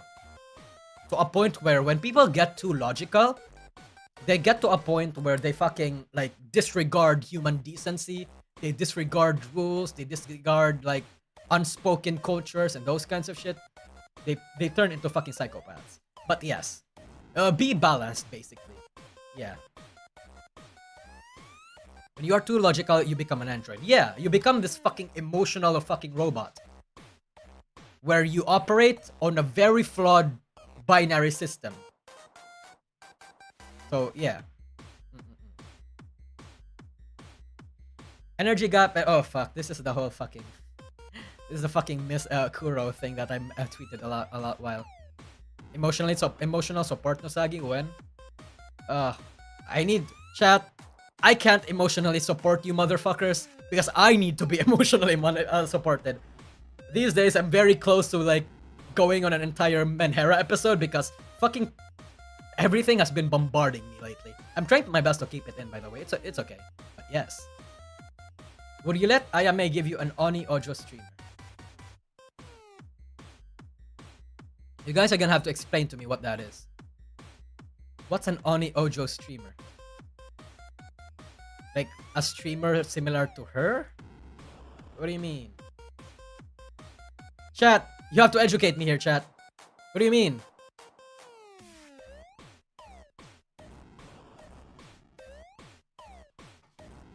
Cleveland Steamer? Does he know? No, I don't know. Oh. So that's what it's called. Oh. No. That's fucking disgusting. But I actually, and that's unfortunately, that's disgusting to me. But I actually know a lot of fans who genuinely, unironically like this. This is too far for me. Jesus. Fucking Christ. Jesus. I mean, hey, I guess it ties back to the whole, what William said in a super chat earlier, where he doesn't like the fact that a lot of VTuber fans are degenerate. I also don't like that, by the way. There's like fun, ironic degeneracy, then there's unironic degeneracy, where it's shit like this, where people genuinely want to get shat on or stabbed by the VTuber that they like. Basically, also romanticizing mental illness and like being a fucking idiot and being a VTuber fan in general. Why not? Why though? Yeah, why though? Why would you want someone to shit on you? What keeps you going? I feel like the lack of motivation to get an. I feel like I lack the motivation to get anything done. What keeps me going?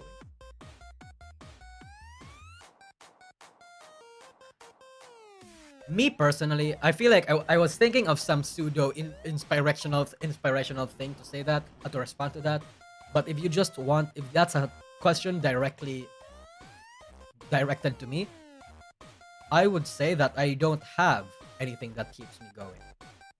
I have this thing where I don't really think that life has meaning or purpose. I'm okay. My family doesn't have really much big expectations from me. I don't think I want to be. I don't think I want to be someone like important in the future. I am a comm student, but I don't think getting a job motivates me, or living out my dream motivates me. I've gotten to a point where I'm young, right? But I feel like a lot of people already got this mentality from a young age. I'm at a certain point in life where the thing that motivates me is the fact that I don't have anything else. You know, it's like I go on in life. I walk this hard fucking journey called life because what the fuck else am I supposed to do? Right? What else am I supposed to do? Of course, I'm just gonna fucking live. So I'm gonna live.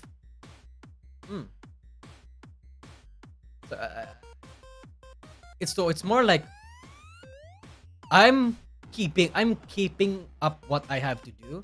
I'm doing all of this. I'm taking care of my family. I'm doing YouTube. I'm working my other job, and I'm going to school because I don't have a choice. Because it's what gives me a comfortable life. So I have to do that. Continue in autopilot. Yeah. My dreams were dead a long time ago, chat. Like a long, long time ago, even before VTubing. So I don't think there are avenues for me to pursue that dream anymore. So I'm just doing, what I can do at the moment. Other job? Yeah, I have another job aside from YouTube. NPC moment. Yeah, basically that.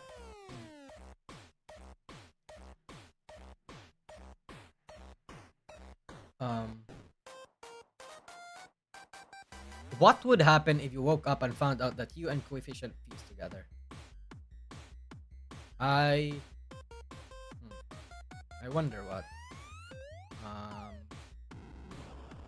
I don't know. I probably would like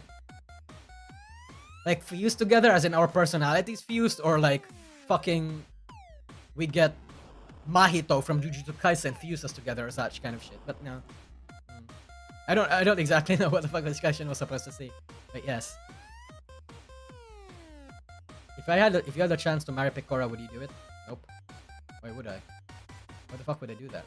Also shit, I got some donos from Streamlabs. I'm really sorry. Let me read that out real quick. Because I turned stream elements off for a little bit because fucking because the super chat things from the previous membership gifting wasn't turning off. So it was very loud. So I'm very sorry. Let's see.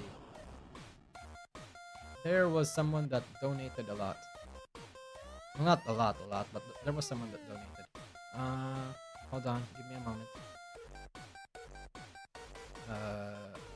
Here we go. Anyway, while I'm doing that, yeah. He would get the depressed coefficient. Yep, that's true. A Puerto Rican and a Filipino mix would make us the ultimate fucking guy to get shot on. Hold on.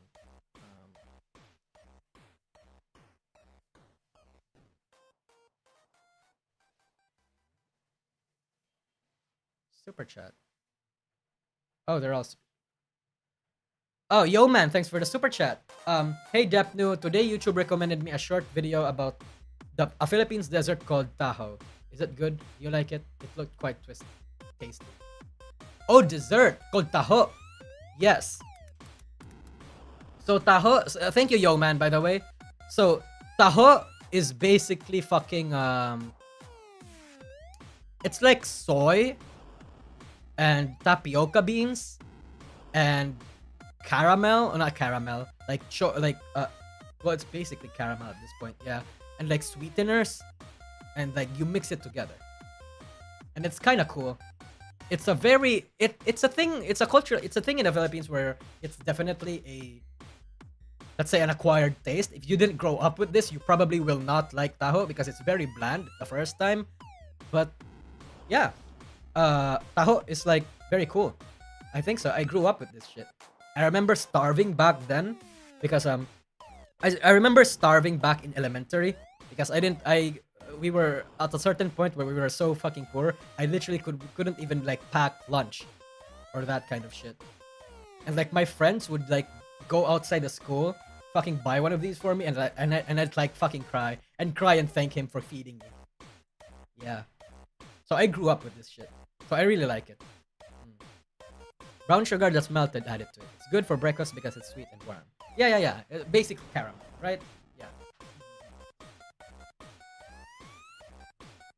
That shit is fulfilling. Good stuff. It is. It is. But I can see why a lot of foreigners would not like that. Thank you, Infamous. Thanks for the $10 super chat. If I throw money at you, will you throw the trolls are even harder? Asking for a friend. I've gotten to a point where I would actually genuinely do that. Yeah, you know, because I've reached a point in my career where I've stopped wanting to impress everybody. My mistake back before I got cancelled was because I wanted to be in everyone's good graces. Basically, I wanted to be like Coefficient, right? Where there's like universal praise and universal good. He's in universal good standing with everybody. But now, I just realized that I don't think I want that anymore. So that's why I'm very open and very much open to say whatever I want and call out whoever I want. And I'm also open to getting called out too. Like I've stopped giving a shit, basically. I'm only friends with the people that genuinely can look past the things that they heard and ask me directly. And it's really why I appreciate a lot of the friends that are sticking with me right now. I do. Because I know that they understand a lot of the things that I went through and understand a lot of things.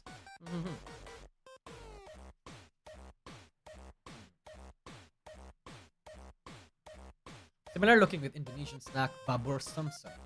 Babur? I don't know if I'm pronouncing that right. Okay, you have an in with parrots and kios. Bro, you think people like parrot and kios? Bro, hold on. Parrot, BT channel deleted.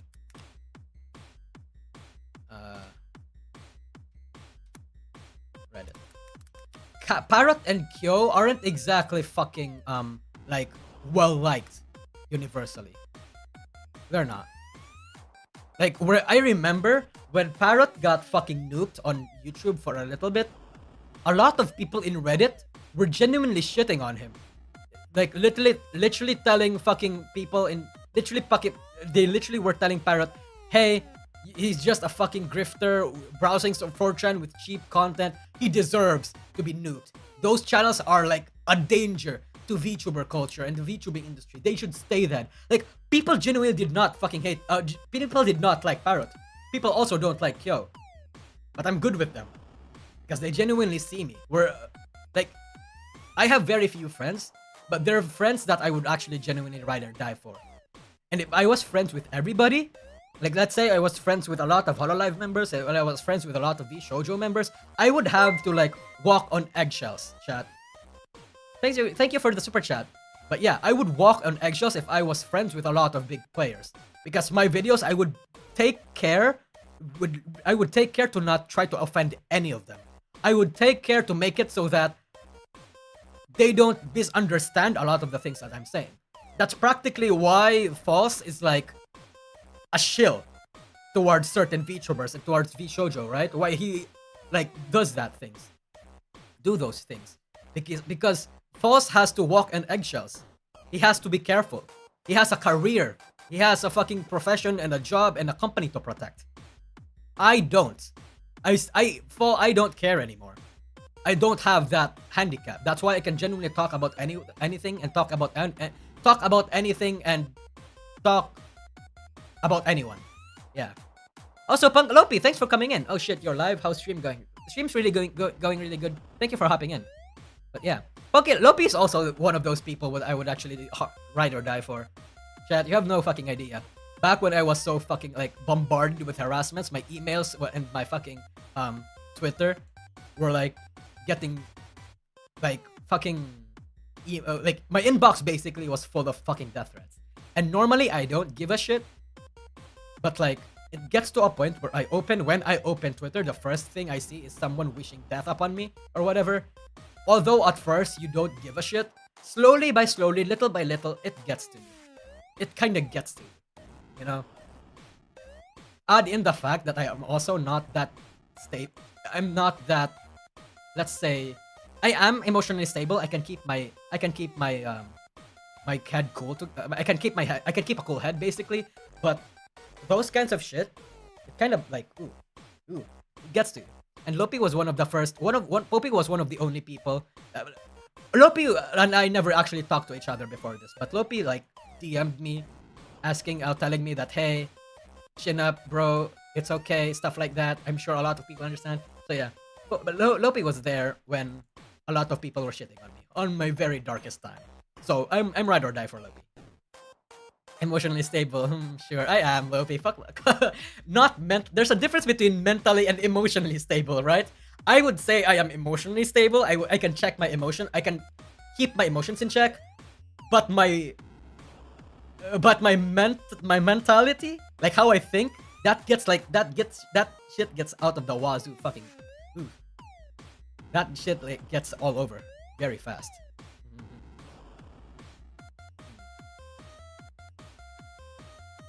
I wish I could piss people off so much that they would take the time to send me death threats. Ooh. At a certain point, though, I feel like it's an achievement in a way. Like getting cancelled is an achievement for some reason. In a certain fucked up kind of sense, you know? Yeah. Pink Rabbit VTubers are based. Got it. Hey man, I've always fucking promoted Lopi even before I talked to her, so yes. Planning to become a VTuber someday? I don't know. Probably not. It really just depends on the circumstances. I say that right now I don't have plans to become a VTuber, but I don't know what will happen to my thought process, let's say in the next few months, to make me want to become a VTuber. So ultimately, it depends on the circumstances and the time. But yes, one day I still have much work to do. Yeah. But hey, Azehara, I understand. I also have a second fucking job. So it's really rough. And plus school, it's really rough to manage time.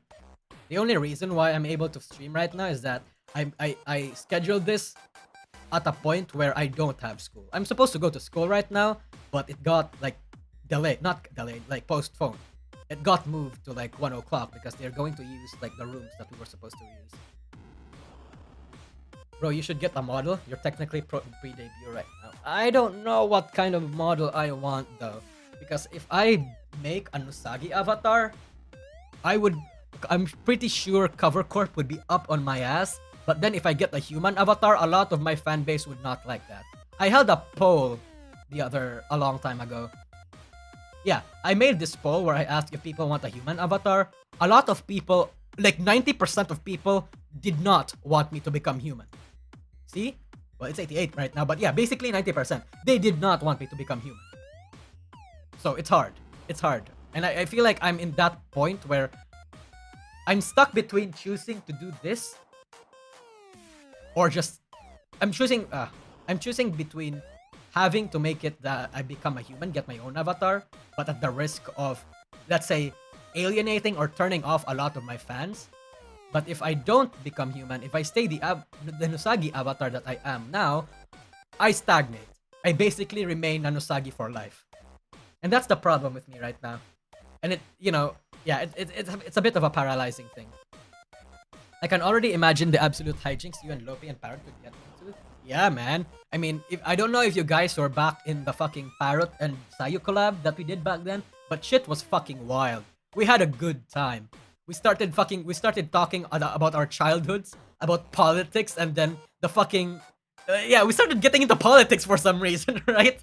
Like I questioned whether or not democracy is a good thing if everybody is an idiot. Then we started talking about our pasts. No, not past, like not past, but like what we did back then. It was so interesting. I like shit like that.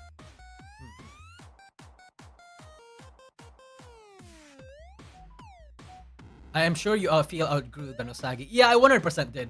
I outgrew my Nosagi avatar and my Nosagi persona. But it's dangerous if I do. That's why I'm really looking for a rebrand. I do want to rebrand. I just don't know how.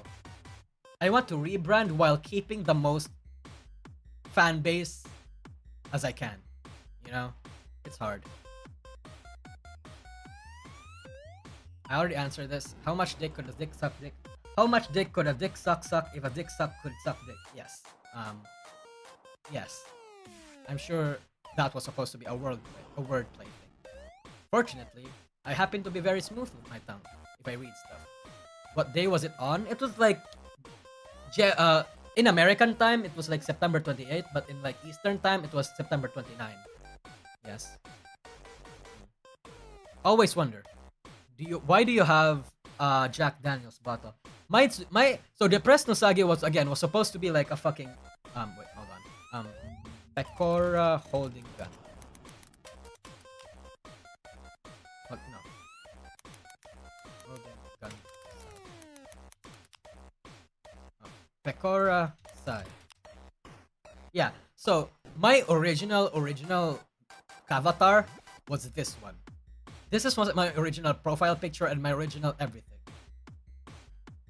Because I made my channel and I got into content creating at a very bad time basically. At a time where I genuinely wanted to kill myself. Where I thought that there was nothing left in this world for me, that kind of shit. And that was supposed to represent me, just, casually making fun of my mental illness. It's not even a mental illness, I just got really sad. But yes. Then I decided to have fun with it, so I drew this Nosagi. I drew this Nosagi with like a Jack Daniels bottle because at the time I really liked Jack Daniels. A friend just introduced me to it. It's a very strong drink, and I found the flavor really good. And after that, it just kind of stuck. Just kind of stuck. Eddie, how about the Animal Crossing avatar? Therefore, you can still be a rabbit humanoid. That work, Misagi? You mean like a non-human avatar? Yes. My original plans would be something like Debiru. Hold on. Something like this.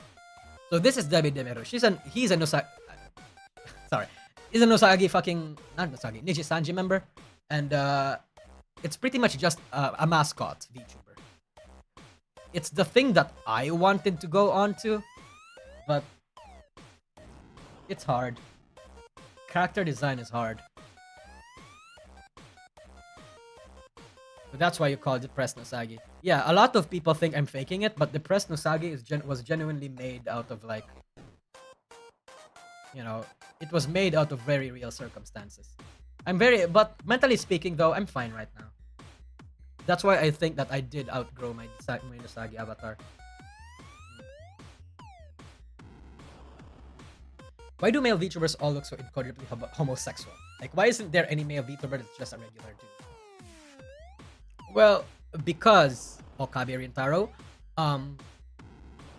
Luxium set the trend that when you're a male VTuber, it's the most profitable and the most successful way to appeal to the female fan base. Any kind of female fan base. It doesn't matter if you're straight. If they're straight, I mean the female fan base is straight.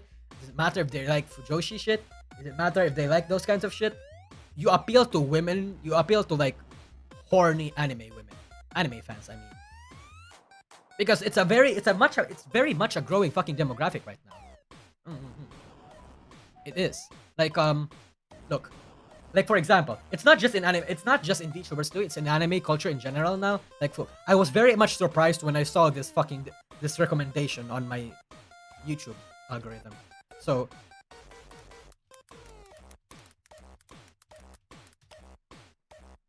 for some reason, these are a thing. This is a fucking thing. Gojo Satoru breathing 1 hour loop.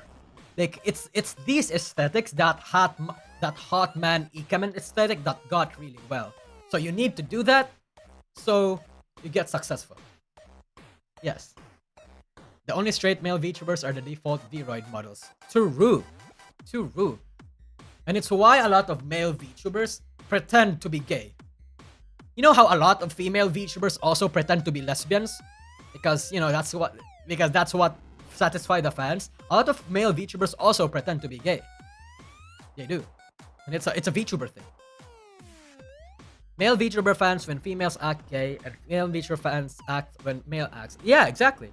Again, it's the whole thing where males and females have the same, not necessarily the same problem, but put in the same situation, given the same environment, they pretty much just act the same. Yeah. Maybe react in different ways, but they feel the same, they do the same things. Yeah.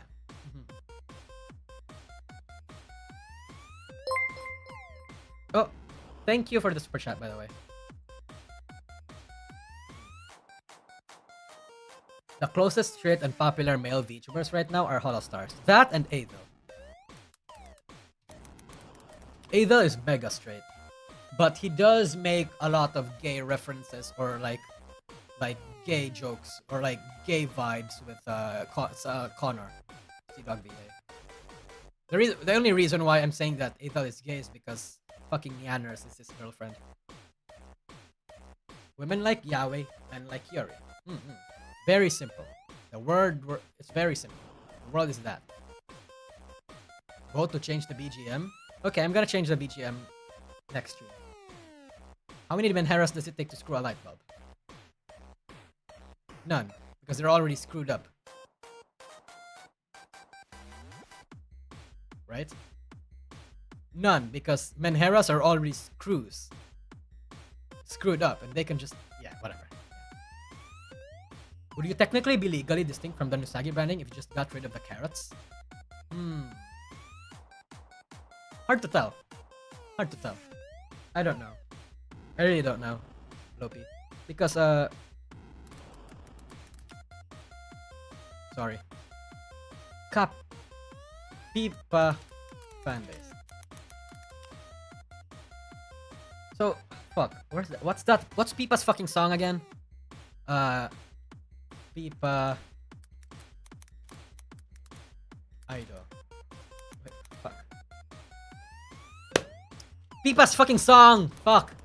Pipa the Ripa. Okay. Pipa the Ripa. So, Pipa has this fucking avatars as a fan base. And, what do you think, chat? I don't know if I can... I don't know if I can get away with a similar thing, where I can pretty much just, you know, do this and get away with the Nusagi branding. So, I'm playing with a lot of ideas already. In fact, I've been playing with a lot of ideas for months now. But I don't know. It really is. Mega Idol. Yeah, I kind of I half remember the fucking lyrics of this fucking song. Though I do remember Pipa like fucking cringing to it. They look like her slippers. Yeah, because it's fucking like rabbits. You know, rabbits have that shape. But yes. Maybe hold a vote with your fan base or something. Show off your ideas and stuff. I did hold a fucking vote with my fan base. And again, the overwhelming amount of them just said don't. Just don't. Look at Moonshine Productions. He has a version of the Pipa fans. He used it in his animations and maybe could fit in your aesthetic. Yeah, okay. Yeah. I am familiar with Moonshine Productions. He has like, he makes a lot of stop motion stuff of the Face Connect girls. Hold on.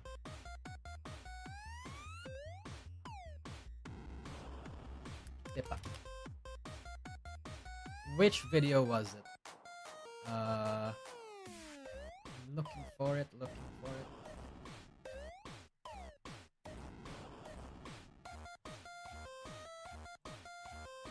This one?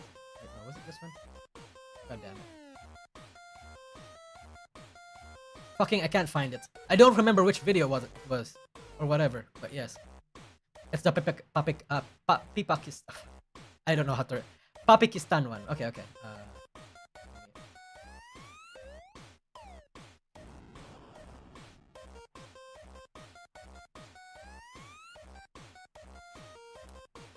Pakistan. Wait, this one?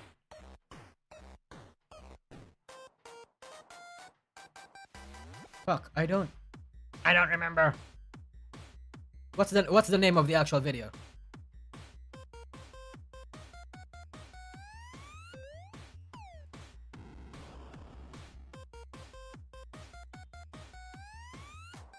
God fucking damn it. Whatever. But yes, I'll look into it. Undisputed Warlord and the... What? Is that the name?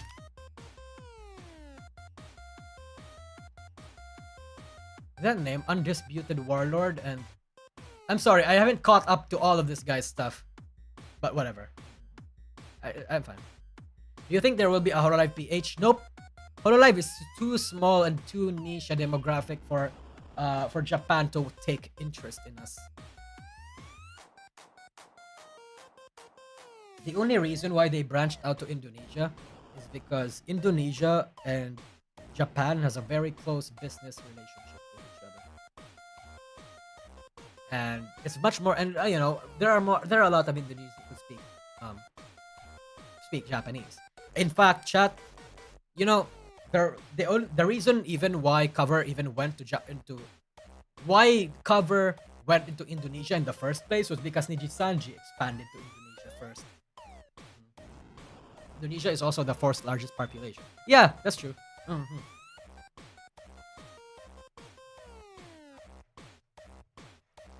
Hololive Espanol can be possible. It is possible.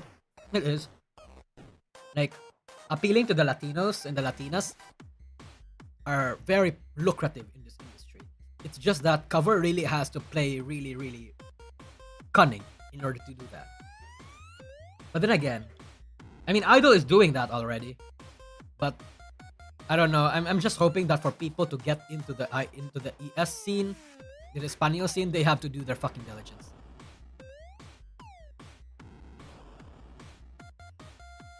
They should expand to Russia. Lots of weebs in that country. Not enough talking. Not enough though.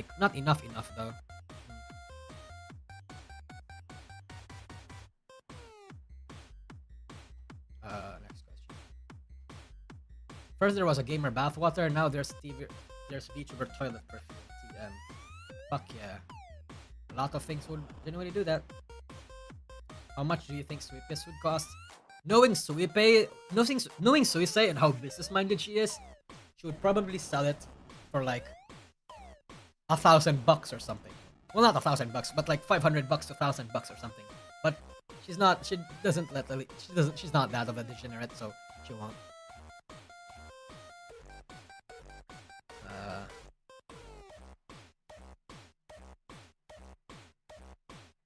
C is not attractive, Elmao. Where do you think a third of Holo EN and GN came from? Yeah, that's true. And that C is not attractive comment from Jason Kuro is already... It tells me enough about how he does not understand VTubers at all. It will not. What if Riso wanted you gobble up your nuts? I would not let her. Like, unironically. If Enna and Meika wanted a huge... Oh my fucking god. What the fuck?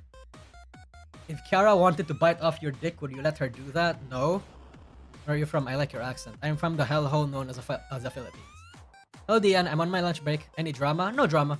Not right now, at least. Aside from more shit from Akio Air and fucking... What's the recent drama? There was that one lolly VTuber that got shot on right now. that got shot on for like having a sex joke in his avatar where he's like doing the whole thing where he sticks one finger in a hole. That kind of shit. I don't, but like big drama though. No, just really not much. But there is V Shoujo is having like a fucking very interesting trailer. You guys want to see? I'll let you guys see. I won't let Mika. Yes. So V Shoujo is also teasing, I guess, another member. We interrupt your scheduled programming for a very important message. Good afternoon, this is Martin Wanamaker with a Channel 3 Action News Break. Earth is under attack by a giant thing. But this is not a joke. I repeat, this is not a joke. All world governments are Earth. Halloween special calling it? Oh.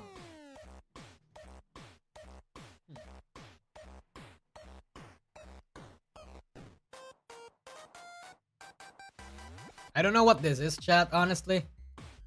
I really don't. Hold on, let me just turn off my fucking my background music. Could be Nina. Could be.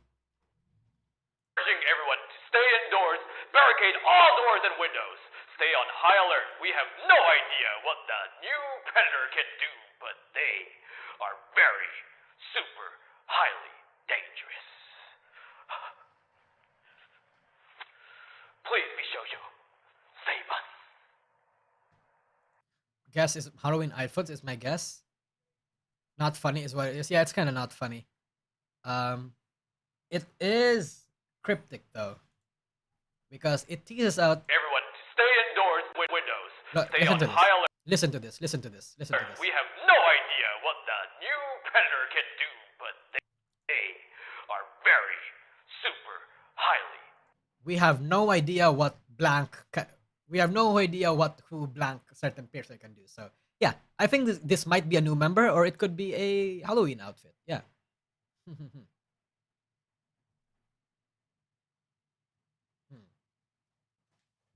But yes, I don't know what this is. It's just interesting because a lot of people are it's teaser trailers, shit like this.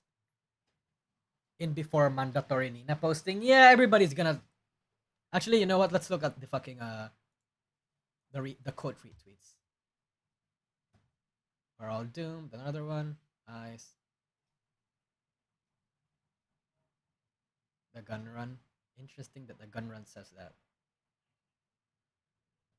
So I'm guessing it's probably a calamity related VTuber or someone that like is very lore powerful, I guess. V Shoujo has the opportunity to do the funniest thing ever. This was not fucking funny. What do you mean? But it is interesting. Giant snake.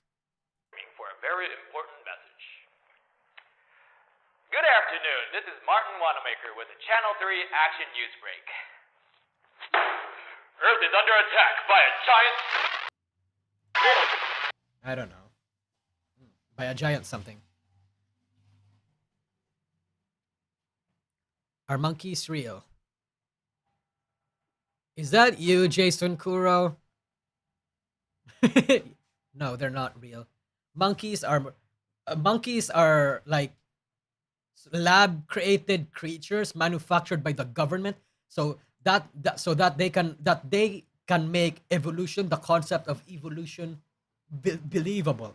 So if you believe in evolution, you believe in the government and their lies.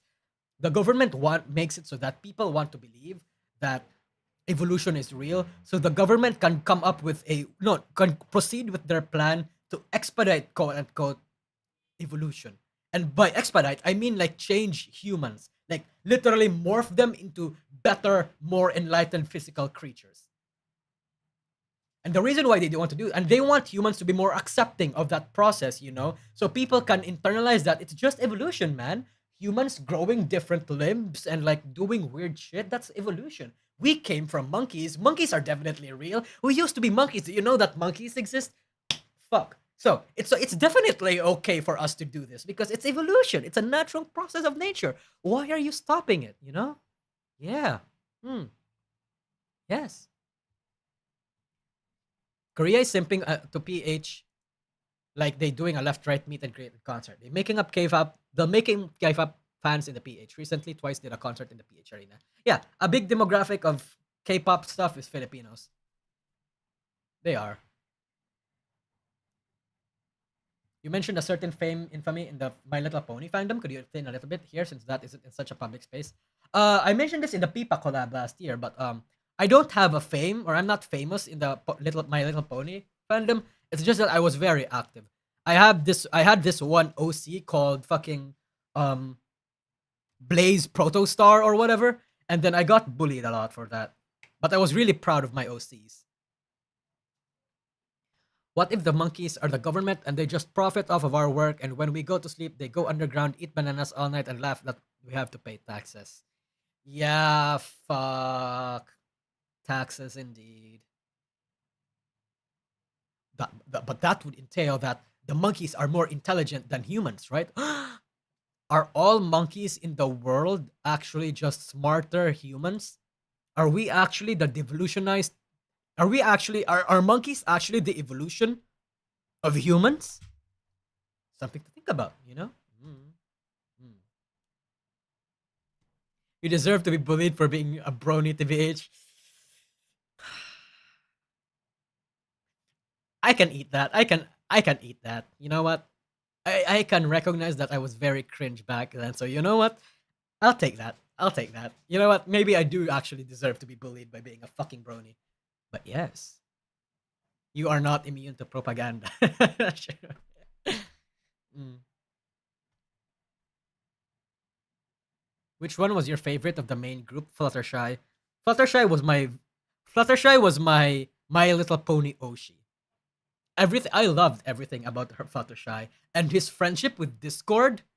Holy shit! Not Discord, the app, but like there's this one villain in My Little Pony that's basically a fucking an elder god, like a Bill Cipher, and his name is Discord, and he really really likes Fluttershy, and I found that dynamic really cute. And I had this cringe phase where I pretended to be Discord, and I really in the internet. I mean, I pretended to be like Discord, like I was mimicking Discord's like fucking mannerisms and the way he talks, and I wanted my own Fluttershy, right? I was looking for the woman, you know. I was looking for the woman that would understand me and that would be gentle for me despite all my flaws. I was that shit back then. And you know how old I was, shit? You know how fucking old I was? I was like fucking 13, brother. I was 13. Yeah. I was eating up that shit like fucking breakfast. Like, Jesus. I was hungry for that kind of shit. It's interesting.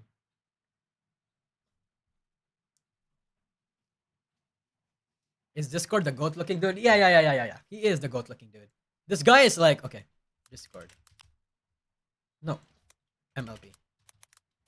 This guy is like fucking an elder god, or an eldritch god, I mean, for in the My Little Pony fandom. He is. He is. And I forgot how he became friends with Fluttershy, but I remember liking it and falling in love with it a lot. Fluttershy is his only friend because she tried. It's why she liked her. Yeah. Hmm.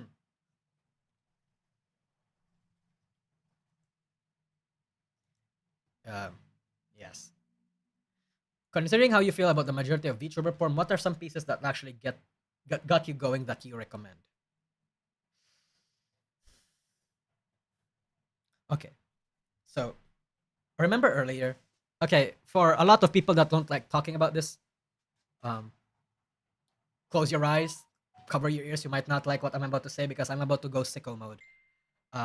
Wait, you had an OC? Would you like to show? I lost all photos of my OCs back then. It was on my old phone and I don't have it anymore. I didn't have PCs back then, so I don't have it anymore, unfortunately. Okay, anyway, send the codes. No, because like I said, I don't really look at VTuber hentai. I don't like VTuber hentai photos, basically. I find VTuber animations or like things that genuinely move. So, I'm going to mention one thing that is very cursed and I don't like the animation, but I genuinely like the premise because like I said, the way I consume my hentai or my porn, the premise will always have to be a 1. So,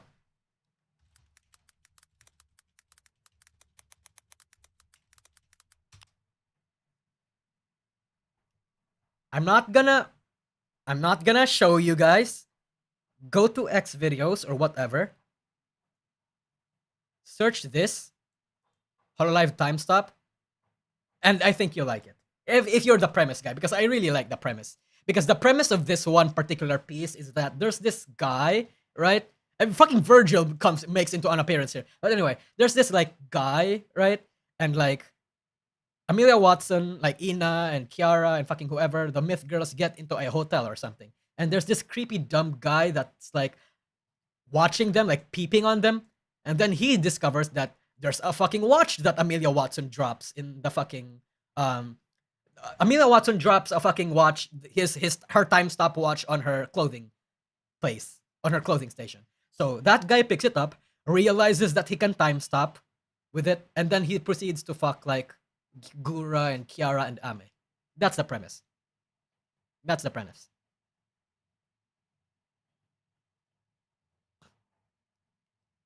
$18. That's way too long. I don't remember if it was 18 minutes. It was a long time ago since I watched this one. But this was one of the koikatsus that I only liked. And then every single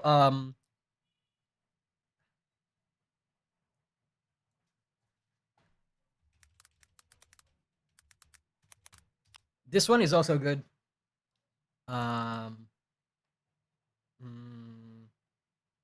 And any work made by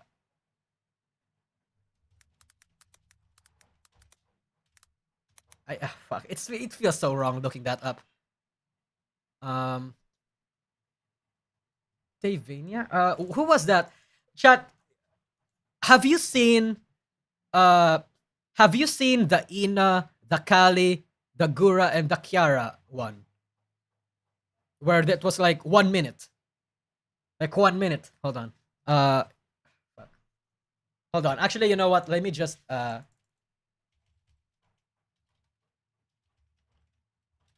I'm gonna look it up on another browser because I don't want it to be seen. I just want to know the artist. Any hentai made by Nekololi-sama. This guy, his animations, all fucking slap. Skello and Nekololi-sama specifically has like a hentai variation of all the 5 Holomyth girls, and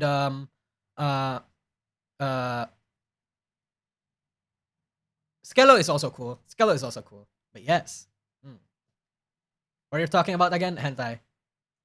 He asked what are some pieces that actually get me going, and my recommendation is any of the hentai animations made by Nekololi-sama and the other guy. The Kiara one is goated. If you're talking about the one where it's like she was giving like a paitsuri, like, you know, a city job, yeah, that was good because the audio of that video genuinely sounded like Kiara. I've seen her anime. Okay, her anime was also good. Her anime was actually, I think, the first one that she made. Yeah, that one. Yeah, fuck yeah, bro. That one. That one was really good because it genuinely sounded like Kiara. Can we move on from these topics before we got too deep? Okay.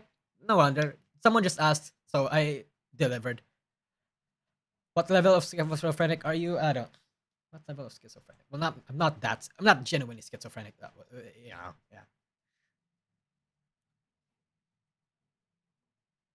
So in a hotness scale from 1 to 10, how much of a cinnamon roll are you? Like, are you like what constitutes as a cinnamon roll?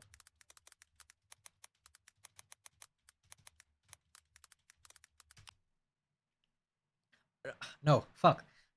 Because when someone asks me what a cinnamon roll is, that gives me the impression that they're very sweet, very innocent, very pure people. I am not a cinnamon roll. I'm very much far from a fucking cinnamon roll. So absolutely zero. I don't even hide it.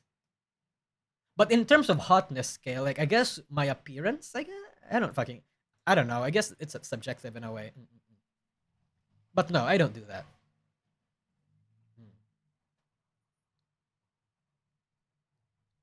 Just talk about hentai, instant disqualification from cinnamon roll. Lol. Yeah, true. Mm. But again, I don't really I don't really consume hentai via posts, not posts from like paintings and pictures. Just videos. As long as it moves and it's moving good, yeah. But anyway, these are actually all the fucking questions that I've been asked so far. And let's see. Oh, there's a lot of new ones. Oh Jesus fucking Christ. There's a lot of new questions. Okay, I'll just answer some of these new questions and then I'll end the stream. Okay, is that okay? We've been here for like 3 hours. DN is a cinnamon roll that fell off the table and has cat hair and dirt. True. True. Your opinion on YT poop videos, bro? I used to watch a lot of YT poop videos. Do you guys remember, or have you guys watched like regular show and Adventure Time YT poops back then? This shit was the bomb. I used to watch this shit a long, long time ago. The original YT poops was so fucking epic. A lot of let's say politically incorrect humor there, but it was a different time. But yes. Mhm. How do you rate Ugly Bastard compared to NTR? I actually don't mind Ugly Bastards because when I consume those kinds of content, I don't give a shit about what the male looks like. I give a shit about what the female looks like. So no, I don't give a shit about Ugly Bastards. It's neutral for me. I like it if it's not. I like it if it's not. I don't. It doesn't bother me if it is. I've seen Filipinos jokingly refer to their country as a hello, but simultaneously, a lot of American European expats on Social Security want to move there, retire in their 60s. Would you recommend Westerners to move in somewhere like Makati, BGC, at the digital nomad, or SPH as bad as it sounds? Okay, no. The reason, okay, let me give you guys some context or educate you about the situation around the Philippines. The Philippines is good for rich people, especially if you're a foreigner, right? But to normal Filipinos, it's bad because normal Filipinos have like really shit salaries, and we're not, and the government pretty much doesn't cater to us. The government pretty much just tries to steal them from us. Absolutely fucking hate us. The Philippines is a country where it's only friendly and beneficial for you if you're rich. That's why a lot of foreigners come here to retire in their 60s because while a lot of things in the Philippines is like cheaper, but if you're already rich, like let's say you have $1,000 or so or something, you don't need to worry about that because Filipinos, their average monthly salary here is like $200 to $300. But in the US, it's not like that. And yes, I would recommend Westerners to move in here if they're digital nomads. I assume digital nomad in this context means someone that has like a job IRL, a job. I mean, like in the internet, like you don't need to go to an office, like a physical place. But yes, I would actually recommend to do that because if you're a Westerner and you're rich, people would get on your knees, kiss you, fucking kiss your toes, and might even suck you off like for free. People worship foreigners for foreigners here. Which part of the Philippines is a question? Anywhere. Like Cebu, Davao, fucking Manila. Yeah. And that's a problem that I think I've experienced more on every single country. Azihara is right. That's literally every single country. But in the Philippines, it's especially more problematic or let's say beneficial to Westerners because the Filipinos are basically taught that foreign standards are big. Americans are superior to Filipinos. Then that we should cater to their every fucking desires and that we should make them happy so they could give us a shit ton of money. Filipinos were raised with the culture of being lapdogs. Literally fucking lapdogs. And no matter of political nationalism, of how much patriotism these fucking farcists here in the Philippines would like to incite, the fact of the matter is, a lot of people are happy in the Philippines are happy to be dogs. They are. Fucking lapdogs, fucking shills. As long as you give them the money, they will do anything. Even a small amount of money. I've seen people like do a lot of bad shit for $200. And it's rough. It's that Spanish hospitality. Yeah, that concept of hospitality gets abused here. All Filipinos are born with a wish they were not Filipino but still want to retire there after they leave. Well, yeah, that's true. Because there's not much opportunity in this fucking hellhole of a city. Hell of a country, I mean. Mm. They don't. Mm. And we hide it by saying it hospitality. Yeah, that's true. There's a difference between hospitality and bending over backwards to get backshotted by literally every single foreigner and demographic out there. And most of the time, people in the Philippines do the latter. We bend over backwards. We let ourselves get fucked on the ass just for a couple cash. We do that. Dian knows the streets for real. Yeah, it's because I grew up fucking poor here. I know what it's like. So in the future, do you plan to move to another country? Unfortunately, I do. I do actually have grand plans in moving to another country, provided that I don't actually die or like kill myself in the future. I want to go to like European places, like especially like in the Scandinavian places, like Norway or whatever, Sweden, those kinds of places. I want to be there. I want to be there. Mm-mm. How do I go down the rabbit hole? I'm so directionally challenged that I tried going off and got lost before I hit the ground. There's no go there. I mean, if you mean this seriously, no, there's no right way of going down or further going down the rabbit hole. There isn't. Again, you can consume anyone and you can consume VTubing and you can consume VTubers. Enjoy the experience anyhow. Take your time. Go to Denmark. What about Finland? Yeah, generally Scandinavian countries. What are Scandinavian countries? But the Nordic countries, basically. I want to go there. That's where I want to live.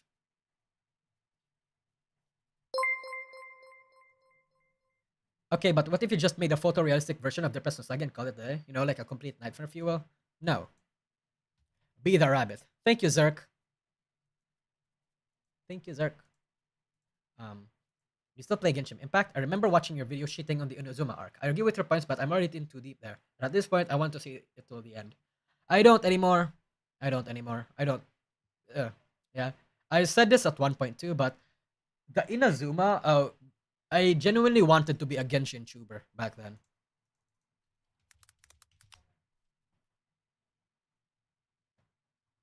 Hold on. Oh wait, it's console race. Never mind. Yeah. Sorry, I saw something in chat. I know I just saw that if a 3D performance is going on soon.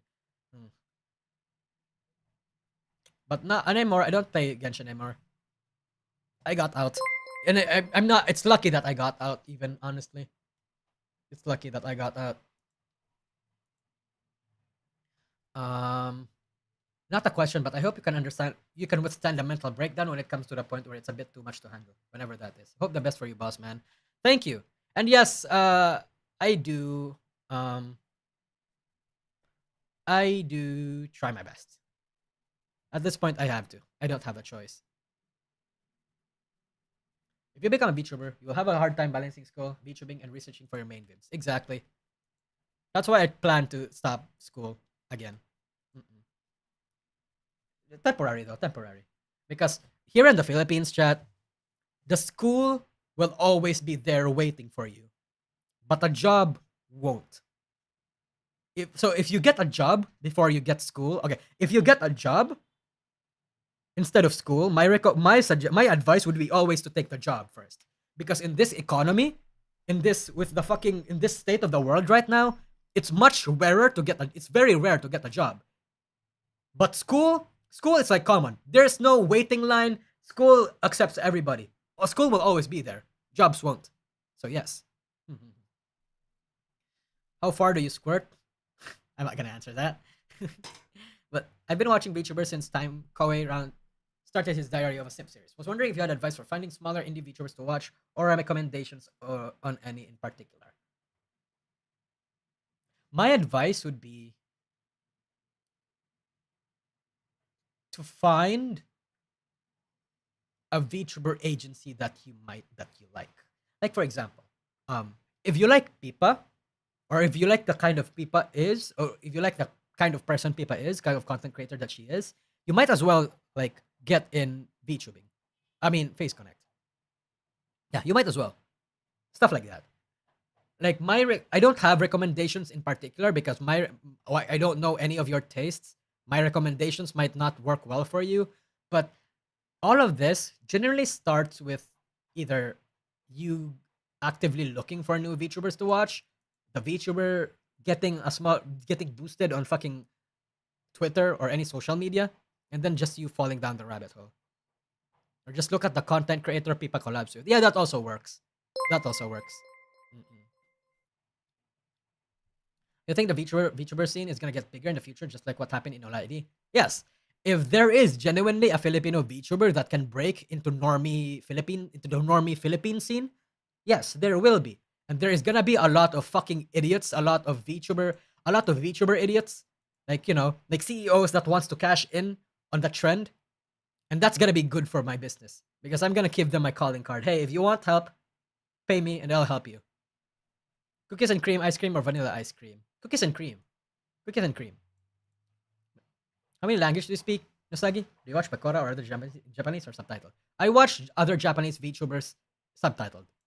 I consume Japanese VTubers via clips. But as for a language, I speak I speak English, I speak Tagalog, I speak Cebuano, I speak a bit of Chinese, but I've been starting my touch on Chinese has been losing a little bit because I haven't spoken the language in a long time now, and I only know hiragana. So like 4 languages if you count like baby talk. Do you watch anime this season? I've been actually rewatching a lot of Jujutsu Kaisen episodes, and I've been watching the new Gundam series, Build Divers. I don't know if it was Build Divers. I forgot the title now. But yes, I do actually watch anime this season. I still watch anime, chat. What about Korean? I don't. I don't fuck with Korean. Witch of Mercury? No. There was another one that just released recently. Like that was just released. Hold on. Gundam Build Metaverse. Yeah, I think it's This is it. Yeah. I started watching this. It just released, but I'm a Gundam fan, like a die-hard Gundam fan. So I pretty much just consume anything with Gundam in it. Do you read any manga? I do not. I do not read manga. The only manga I've read was Berserk. Literally, that's it. Are you a One Piece fan? I'm still trying to go about finding how to consume One Piece because I've heard a lot of bad things about the initial arcs of One Piece, right? So I just want to get the general. If the One Piece gets a movie, like Gundam has this thing where they have movie trilogies to consume or to summarize or to condense the content of what happened during their earlier shows. But if One Piece has that, I can genuinely watch One Piece too. It only gets good after episode 500. Yeah, those kinds of shit. I don't want to watch anime like that. I don't want to speed. I don't want to watch. I to waste time on some things that I may or may not like. You read any manhwa? I do not.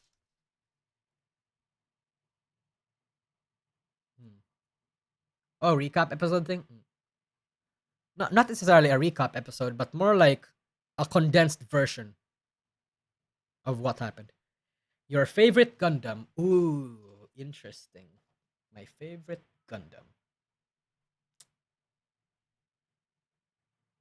My favorite Gundam. The new. This is probably my favorite Gundam. If not, it's probably out there. Because it's hard. I fucking love a lot of Gundams. I fuck with a lot of Gundams. And this guy is the new is probably my favorite.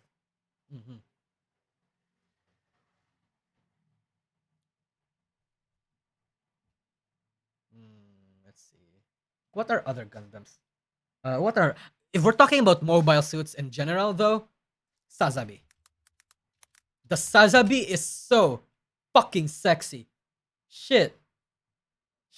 I don't fucking know why, but it's just so fucking sexy to me. It just is. And the new and the Red Comet, I forgot the Red Comet Gundam. What's the red Zaku again? What's the name of the? Wait,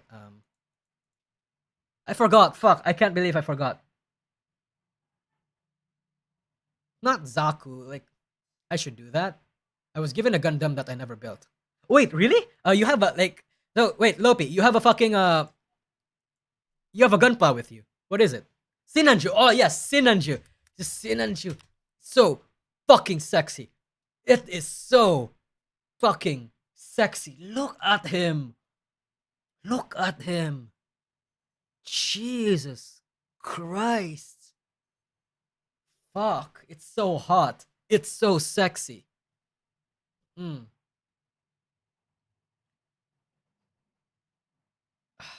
Fuck. I'm a sucker for olive green Zaku. Like military green Zaku, right? Yeah, that's understandable. But the Sinanju is definitely one of my definitely one up there. Like I find I don't yeah, robosexual. I kind of like it's just fucking attractive how very unique a lot of Gundam designs are built.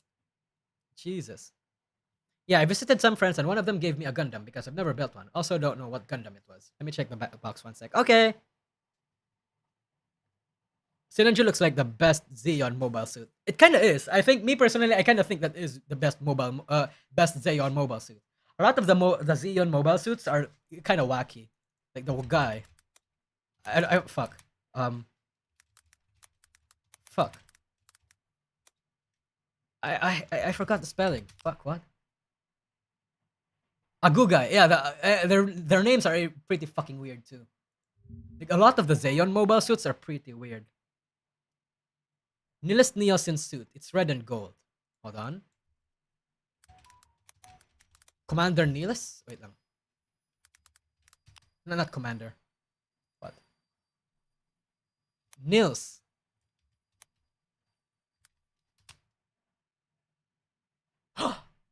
Oh! This guy! Okay. Wait, no, wait. No. Not this guy. Like the Build Fighters dude. Okay. It's, hold on. But what Gundam was it? What did he pilot?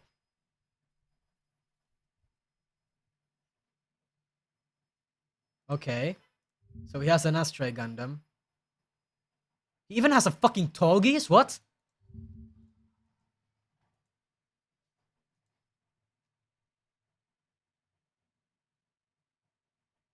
Ah. Shit. Which one of these, Loopy? He's from Build Fighters. Yeah. He's from Build Fighters. That's why I recognize him. So, Loopy, which one here? It's red and gold. So this one, right?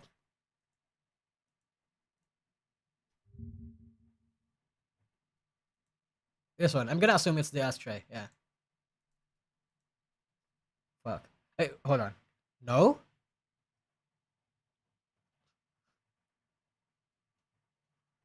Oh. Okay. Never liked most of the Seed Gundam designs, especially the red and blue frames. Really? You don't like any of the Seed Gundam designs? The only Seed Gundam design I really like is Justice. Wait. I really like the Justice Gundam. But I don't like the Destiny Gundam actually. I've finished Destiny and it was a shit fucking Gundam series, but fucking the Destiny Gundam, I did not vibe with it. I much like in theory this fucking looks cool, but I still prefer the Strike Freedom over this. I do. DM photo? Okay, hold on.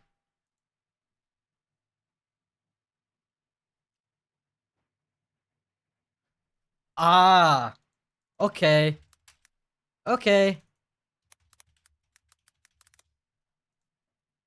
So this one, okay, that makes sense. That fucking makes sense. Dual Gundam is the most normal looking Gundam in the series and probably the one I like the most. I forgot what Dual Gundam looks like. Really? You like this? I did not like this actually. Yeah, but I prefer. But again, my favorite in the Seed series is definitely fucking Justice. The only reason why Strike Freedom and Destiny and Impulse Destiny looks hot is because of their backpacks. Take away the backpacks and they're fucking plain as shit. Gundam Unicorn, anyone? The Gundam Unicorn is so plain. I do like its gimmick though. I think that I think the Gundam Unicorn is plain and simple, but I would argue it's the hot kind of plain and simple. The Gundam Unicorn is attractive as shit. It is so fucking sexy. The way it transforms to Jesus fucking Christ. Mm. I have no clue. I have no clue what mine is or its context, but I like the green bits. You mean the fucking this one? Yeah, basically his sword or blades. Mm. Plain is best. In a way, plain is best. Like there are certain cases where the plainer looking the Gundam, the better it looks depending on where it is. Because I do think there are cases where a Gundam gets a bit too over designed. And a key example of that is fucking Rising Freedom. I think the new Rising Freedom Gundam is a bit over designed. Hold on. Like shit like this is so fucking weird to me. Incoming Gundam Seed new Freedom movie featuring Immortal Justice and Rising Freedom. Yeah. I think the Rising Freedom is a bit too over designed. You know what else is over designed though? Wing. The Wing Zero. I do not like the Wing. The Wing Zero looks cool, but it's so fucking weird to me. This doesn't look like a fucking Gundam to me. I remember back then eating this the fuck up. I really like this, but then looking back at it, it's like, it's so weird why a Gundam gets to have fucking feathers, right? Yeah, I don't like most of the wing designs. I don't either. The Gundam wing designs are so like weird. Like it's so weird. Like the Gundam not well hero. I forgot who the character was. The fucking Chinese, the dragon, like the Chinese guy from Wing Zero. Chinese guy from Gundam Wing. Gun. Yeah, Wu Fei. Wu Fei's suit is so goofy to me. Wu Fei's Gundam is so weird to me. Hold on. What's it called? What's history? Shenlong Gundam. Okay. Shenlong Gundam. The Shenlong Gundam is so goofy. Like it's so fucking goofy. I don't fucking know why. It looks bloated or something. It looks weird. Mm. It looks better in animation, yeah. But hey, at least we don't get fucking. Do you remember when back then when fucking Gundam was unironically racist, like stereotyping everybody? It's so fucking funny. It's so fucking funny. I watched this Gundam. I know, not watched. I saw these kinds of shit, and it was so fucking funny to me. Holy fucking shit. Yeah. Yeah. It's so weird. It's so weird. You know when Gundams start being weird to me though? It's when they give Gundams eyes. Like what's that Gundam spin-off where they're like tiny Gundams or something? They're basically Gundams. Was it G Gundam? I haven't watched all Gundam series, by the way. It's not G Gundam. It's like it's not G Gundam. SD Gundam. Hold on.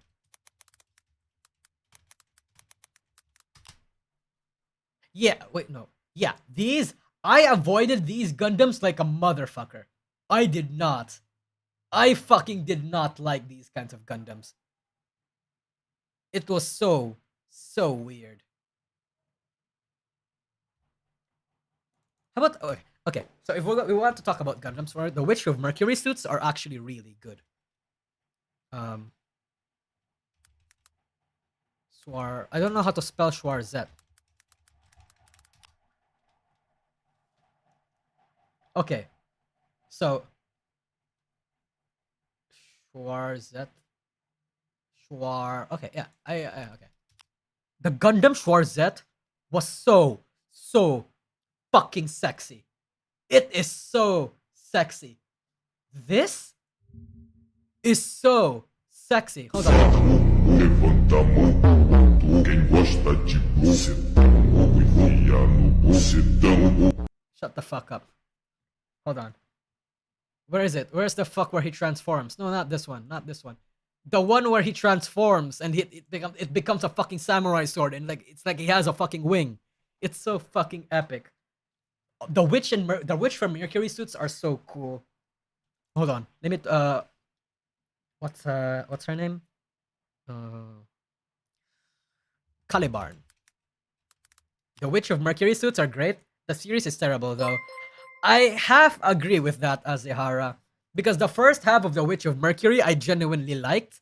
Then the second half, it kind of fell apart. Everything felt rushed. A lot of story beats are so unsatisfactory, and like a lot of it just feels jam fucking packed. And I did not like it that much as much. But the mobile suits are fucking bangers though. The Caliburn is so sexy. It's so genuinely sexy to me. Yeah. Because it's like an actual witch. Like her fucking weapon is like a witch broom. And she uses that shit to glide around. It's so sexy. I think it's sexy. Only reason it's popular was because it's a Gundam series about gay girls. Aside from the Yuri, I think the reason why a lot of people got into it was because a lot of people was thirsty for Gundam content. Like good Gundam content. Like there was a lot of marketing for the Witch from Mercury. And it was supposed to be the Gundam that was very friendly to normies, they say. As a good let's say an entry series. And in a way, I agree with that. It's just that it disappointed me a lot. That's all. But its first half was good. I do think that its first half was good.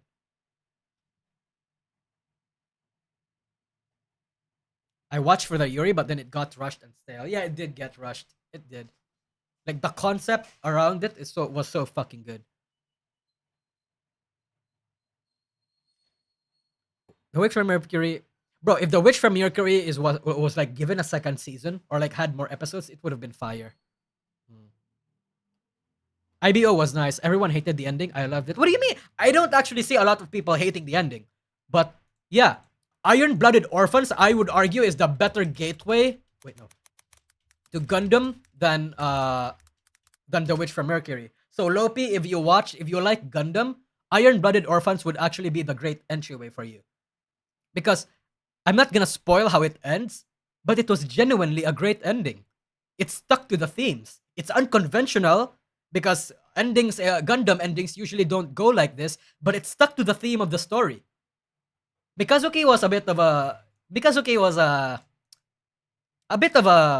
he left a bit to be desired as a main character, but everyone around him was cool. McGillis, Akihiro, fucking even the guy that has a harem. Like most characters in the show was good. Yo, Orphans. Yeah, Lopi, you have watched Iron-Blooded Orphans, right? So if you want a one gateway anime into the industry, into the franchise, it's this one. Watch this one. It's actually, it will send you in such an emotional fucking ride. Because it's that good of a fucking movie, franchise. It's so good. I don't know. I don't actually. Again, I'm confused about what Azehara said. I didn't actually personally see a lot of hate towards the ending. I just saw a lot of hate towards August and a lot of hate towards how the fans feel. Because the thing about a lot of Iron-Blooded Orphans is that it's a bit more edgier than your typical Gundam show. So there's a lot of people out there that genuinely thinks Mikazuki and Gundam Barbatos, could genuinely take out fucking Amuro Ray or the Unicorn Gundam or whatever, right? They genuinely think that because it's so edgy, everyone in this character and every one of this is better. But no, I disagree with that. Best mecha anime, in my opinion, is the Dragon Pilot. I love the unique Vor inspiration. Oh? Also, no, I've never seen anything Gundam. Okay. Well, I mean, if you want to watch, get into it. Yeah. Iron Blooded Orphans is definitely my recommendation. Anyway, chat. I'm about to prepare. I have classes in like 1, and I have to like eat lunch and then bathe and then do prepare. So I have to like go. Yeah. Um I'm memeing. Dragon Pilot is just wild. I don't know what it's about, honestly.